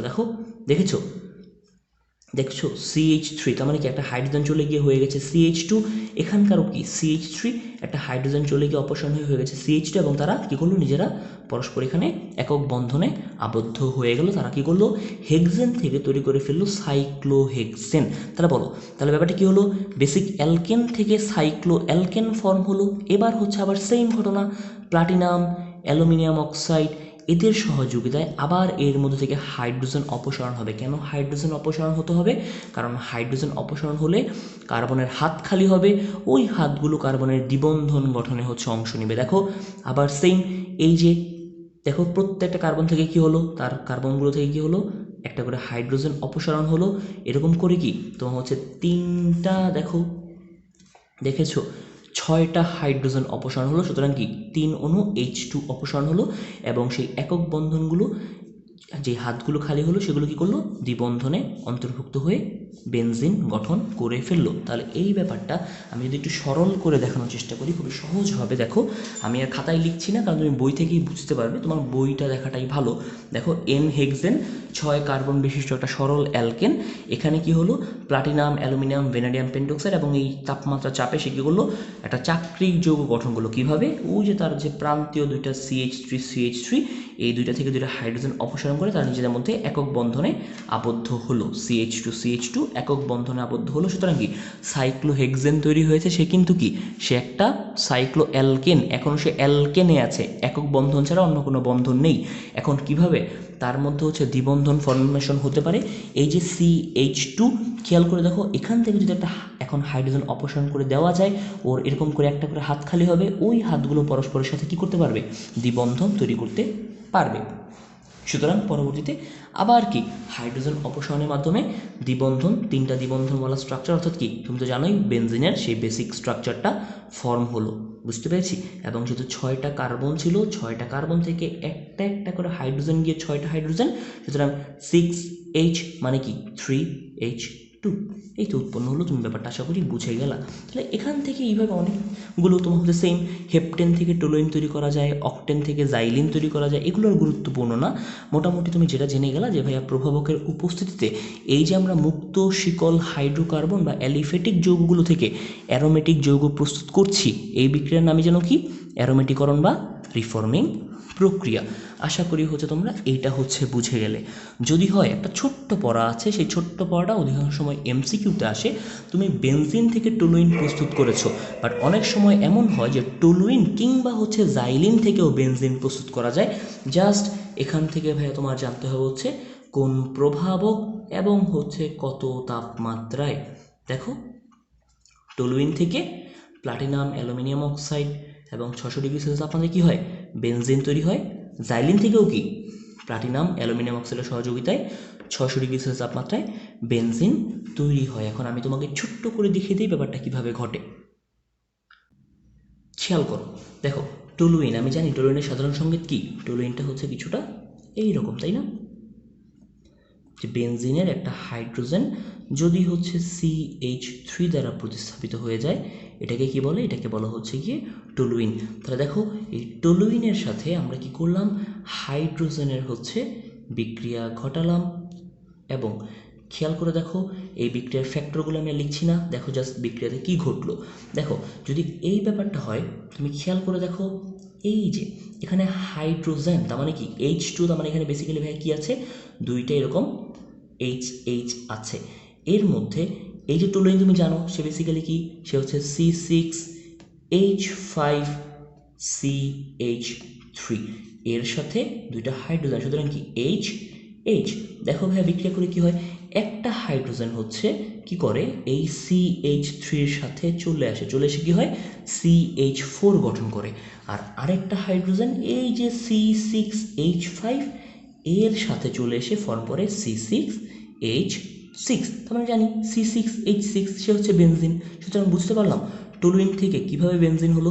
ঠিক একইভাবে হচ্ছে ভাইয়া জাইলিন থেকে বেনজিন, এটাও কীরকম, জাইলিন আমি জানি C6H4CH3, তার মানে দেখো এবার জাইলিনের ক্ষেত্রে কী হবে ভাইয়া, দুইটা হচ্ছে এরকম CH3 মূলক থাকবে। তাহলে ব্যাপারটা ঠিক আগের মতোই, আমি যদি তোমাকে একটু দেখাই, দেখো বইয়ের উপরটায় আমি ছোট্ট করে একটু দেখাই। দেখো এই যে এটা বেসিক্যালি ছিল হচ্ছে ভাইয়া জাইলিন। তুমি তো জানো ওই যে অর্থোজাইলিন, মেটাজাইলিন, প্যারাজাইলিন আমরা একদম প্রথমে তোমাকে শিখে এসেছিলাম, তাই না। তাহলে ধরো এই যে এখানে একটা CH3, তুমি জানো যে ডাইমিথাইল বেনজিন, এটাকে কি বলা হয়, জাইলিন বলা হয়, তাই না। তাহলে এটার স্ট্রাকচারটা কিছুটা এই হবে যে C6H4 আর দুইটা CH3, তাই তো, দুইটা CH3 ছিল C6H6, দুইটা হাইড্রোজেন চলে যাওয়াতে জায়গা দেওয়ার জন্য C6H4। তাহলে এর সাথে আমি এখন কী করলাম, হাইড্রোজেন অর্থাৎ HH এর বিক্রিয়া করলাম। তুমি নিজে থেকে এইভাবে বুঝতে পারছো কি হতে পারে। খেয়াল করে দেখো তোমার তৈরি করতে হবে বেনজিন, সুতরাং এই দুইটা হাইড্রোজেন কি করবে, এই যে CH3-কে সে সরিয়ে দিবে, এই CH3-কেও সে সরিয়ে দিবে, সরিয়ে দিয়ে কী করবে, হাইড্রোজেনটা এই জায়গায় বসে যাবে, হাইড্রোজেনটা এই জায়গায় বসে যাবে। তাহলে কি দুইটা হাইড্রোজেনের হচ্ছে ভাই খরচ হয়ে গেল, আর এই যে তুমি CH3কে সরিয়ে দিলে সেটা কি হয়ে গেল C2H6, বুঝতে পারলা? এই যে বেনজিন হয়ে গেল এবং C2H6, বুঝতে পারছি কথাটা? তাহলে ভাইয়া এই যে আমার জাইলিন ছিল, জাইলিন বেসিক্যালি কী ছিল? জাইলিন ছিল হচ্ছে C6H4, আর কি ছিল এখানে দুইটা এরকম CH3, দুইটা CH3, এর সাথে আমি ভাইয়া বিক্রিয়া করলাম কাকে? হাইড্রোজেনকে। তাহলে দেখো এই হাইড্রোজেনটা হচ্ছে ভাইয়া কি করলো, এই যে তাকে হচ্ছে সরিয়ে দিয়ে সে হচ্ছে এই জায়গাটায় বসে গেল। সুতরাং কি C6H4 সাথে কি আরও দুইটা হাইড্রোজেন কি হয়ে গেল C6H6, আর এই যে সে যে আলাদা হয়ে গিয়েছিল C2H6, দেখতে পেরেছি C6H6 C2H6। আশা করি সেটা বুঝতে পেরেছি, এটাতে বুঝতে সমস্যা হওয়ার কথা না। যদি ভাইয়া হয় আমাদের সিকিউ টপিক শেষ। এবার ছোট্ট করে খালি কিছু MCQ, বেনজিনের আণবিক অরবিটাল গঠন, এবং ভাইয়া তোমাকে বলে দিচ্ছে বেনজিনের আণবিক অরবিটাল গঠন MCQ এর জন্য অনেক গুরুত্বপূর্ণ। আমি তোমাকে বলি ভাই কী কী MCQ এখানটায় আছে। সবার প্রথম যে MCQটা ভাই আসবে সেটা হচ্ছে বেনজিনে কার্বন কার্বন দ্বিবন্ধনের বা কার্বন কার্বন বন্ধন দূরত্ব কত, সেটা হচ্ছে 0.139 ন্যানোমিটার। খুবই গুরুত্বপূর্ণ। তোমার কি মনে আছে যে ওই যে সেটা কি ছিল যে আমার নর্মালি অ্যালকেনের ক্ষেত্রে এবং অ্যালকাইনের ক্ষেত্রে কার্বন কার্বন একক বন্ধন দ্বিবন্ধন ত্রিবন্ধন দূরত্ব কত, আর এখানে তুমি বললা হচ্ছে বেনজিনের ক্ষেত্রে কার্বন কার্বন বন্ধন দূরত্ব কত। তোমার এই MCQটা জানতে হবে বেনজিনে কোন সংকরণ দেখা যায়? sp2 সংকরণ দেখা যায়, ঠিক আছে? এখান থেকে আর তোমার যেটা জানতে হবে ভাইয়া সেটা হচ্ছে খেয়াল করে দেখো, তুমি সেটা বেনজিনের স্ট্রাকচার দেখো ভাইয়া, সেই বেনজিনের মধ্যে পাই বন্ধন থাকে হচ্ছে 3টা। লিখে রাখো উপরে যে কোনটা ফাঁকা জায়গায় যে বেনজিনে পাই বন্ধন থাকে 3টা এবং বেনজিনে সঞ্চরণশীল পাই ইলেকট্রন থাকে হচ্ছে 6টা। আমি তোমাকে কিছুক্ষণ পর যখন তোমাকে আমি হাকেল তত্ত্ব পড়াবো তখন তুমি জানবা যে আসলে সঞ্চরণশীল পাই ইলেকট্রন মানে কি। আপাতত জানার প্রয়োজন নেই, আপাতত তুমি জেনে রাখো যে বেনজিনে ভাইয়া বললো পাই বন্ধন থাকে 3টা এবং সঞ্চরণশীল পাই ইলেকট্রন থাকে 6টা। এখন একটা দারুণ ব্যাপার ঘটে, বেনজিনে কিন্তু নর্মালি সবগুলো কার্বনের মধ্যেই সিগমা বন্ধন বিদ্যমান, জাস্ট 3টা কার্বনে কি হয় পাই বন্ধন বিদ্যমান। এখন মজার ব্যাপারটা হচ্ছে বেনজিনের বেসিক গঠনে সেই সিগমা বন্ধনগুলো ফিক্সড থাকে, বাট ওই পাই বন্ধনের যে ইলেকট্রনগুলো তারা হচ্ছে পুরো বেনজিন বলয় ধরে হচ্ছে ঘুরতে থাকে। এই যে পাই ইলেকট্রনগুলো পুরো বেনজিন বলয় ধরে হচ্ছে ঘুরতে থাকলো, এটাকেই বলা হয় পাই ইলেকট্রনের রেজোন্যান্স। এবং এই রেজোন্যান্সের কারণে ভাইয়া হচ্ছে ওই যে তোমার মনে আছে ভাইয়া যতবার হচ্ছে বেনজিন আঁকছিল ভেতরে হচ্ছে একটা বৃত্ত দিচ্ছিল, এই বৃত্ত দেওয়ার কারণ আসলে বোঝাচ্ছি যে এর ভেতরকার সঞ্চরণশীল পাই ইলেকট্রনগুলো অনবরত ঘূর্ণায়মান, এর জন্য এখানে একটা ইলেকট্রন মেঘের সৃষ্টি হয়েছে। বুঝতে পারছি কথাটা? যদি একটু কঠিন মনে হয় আমি যখন তোমাদের হাকেল তত্ত্ব পড়ব সামনে তুমি ব্যাপারটা এমনিতেই বুঝে যাবা, বাট আপাতত খালি জেনে রাখো যে ভাই বেনজিনের স্ট্রাকচার আমি তো জানি যে বেনজিনের স্ট্রাকচারে কী হয়, যে এরকম হচ্ছে ভাই 6 কার্বন বিশিষ্ট একটা স্ট্রাকচার, যার মধ্যে কি হয় এরকম হচ্ছে 3টা কি থাকে, 3টা হচ্ছে এরকম দ্বিবন্ধন থাকে, আর বাকি সব অবশিষ্টগুলো কি হয় একক বন্ধন হয়। তাহলে ভাইয়া যেটা বললো যে এই একক বন্ধনগুলো না কি ফিক্স থাকে, বাট এই দ্বিবন্ধনে অংশগ্রহণকারী ইলেকট্রনগুলো এইভাবে ঘুরতে থাকে, এবং এর জন্য এখানে কি হয় ভেতরে একটা বলয়ের সৃষ্টি হয়, এবং এটাকে বলা হয় ইলেকট্রনের অনুরণন বা রেজোন্যান্স। এখান থেকে আর ভাইয়া তোমার কিছু জানতে হবে না, তুমি অলরেডি জেনে গেলা যে বেনজিনে কার্বন কার্বন দ্বিবন্ধন দূরত্ব কত 0.139 ন্যানোমিটার। বেনজিন কোন কোন পরীক্ষা দেয় আগামী ক্লাসে জানবো আমরা। বেনজিন হচ্ছে বিষব দেয়, তার মানে কি বতে বেনজিন, শতে হচ্ছে সংযোজন, পথে হচ্ছে প্রতিস্থাপন, ঠিক আছে? এখান থেকে এটা জানার প্রয়োজন নেই, তুমি জাস্ট জেনে রাখবা যে নর্মালি সামনে কিছু বিখ্যাত পরীক্ষা আছে, ব্রোমিন দ্রবণ পরীক্ষা, বেয়ার পরীক্ষা, বেনজিন নাকি এ সমস্ত পরীক্ষা দেয় না, ঠিক আছে? যদি হয় এখান থেকে ভাইয়া আর কোনো হচ্ছে পড়া নেই। আমার পরিকল্পনা ছিল তোমাদের আজকের ক্লাসে আমি এ পর্যন্তই পড়াবো। আগামী দিন ভাইয়া আমরা শুরু করব খুবই গুরুত্বপূর্ণ একটা টপিক, সেটা হচ্ছে অ্যারোমেটিক হাইড্রোকার্বনের বিক্রিয়া। এর আগ পর্যন্ত আজকের যতটুকু পড়া সুন্দর করে হচ্ছে পড়ে ফেলবে, যেখানটায় কোনো সমস্যা হয় অবশ্যই হচ্ছে আমাকে জিজ্ঞেস করবে যে ভাইয়া এই অংশটা বুঝি নাই, এই অংশটা তাহলে আমি তোমাদের ইনশাল্লাহ ক্লিয়ার করে দিব। আর এই যে তোমাকে তো আমি হচ্ছে বললাম MCQটা, বেনজিনে পাই বন্ধন 3টা, সঞ্চরণশীল পাই ইলেকট্রন 6টা, ঠিক আছে? নেক্সট দিন এখান থেকে পড়া শুরু করবো। তাহলে ভালো থাকো সবাই, নেক্সট ক্লাসে দেখা হবে ইনশাল্লাহ। আল্লাহ হাফেজ।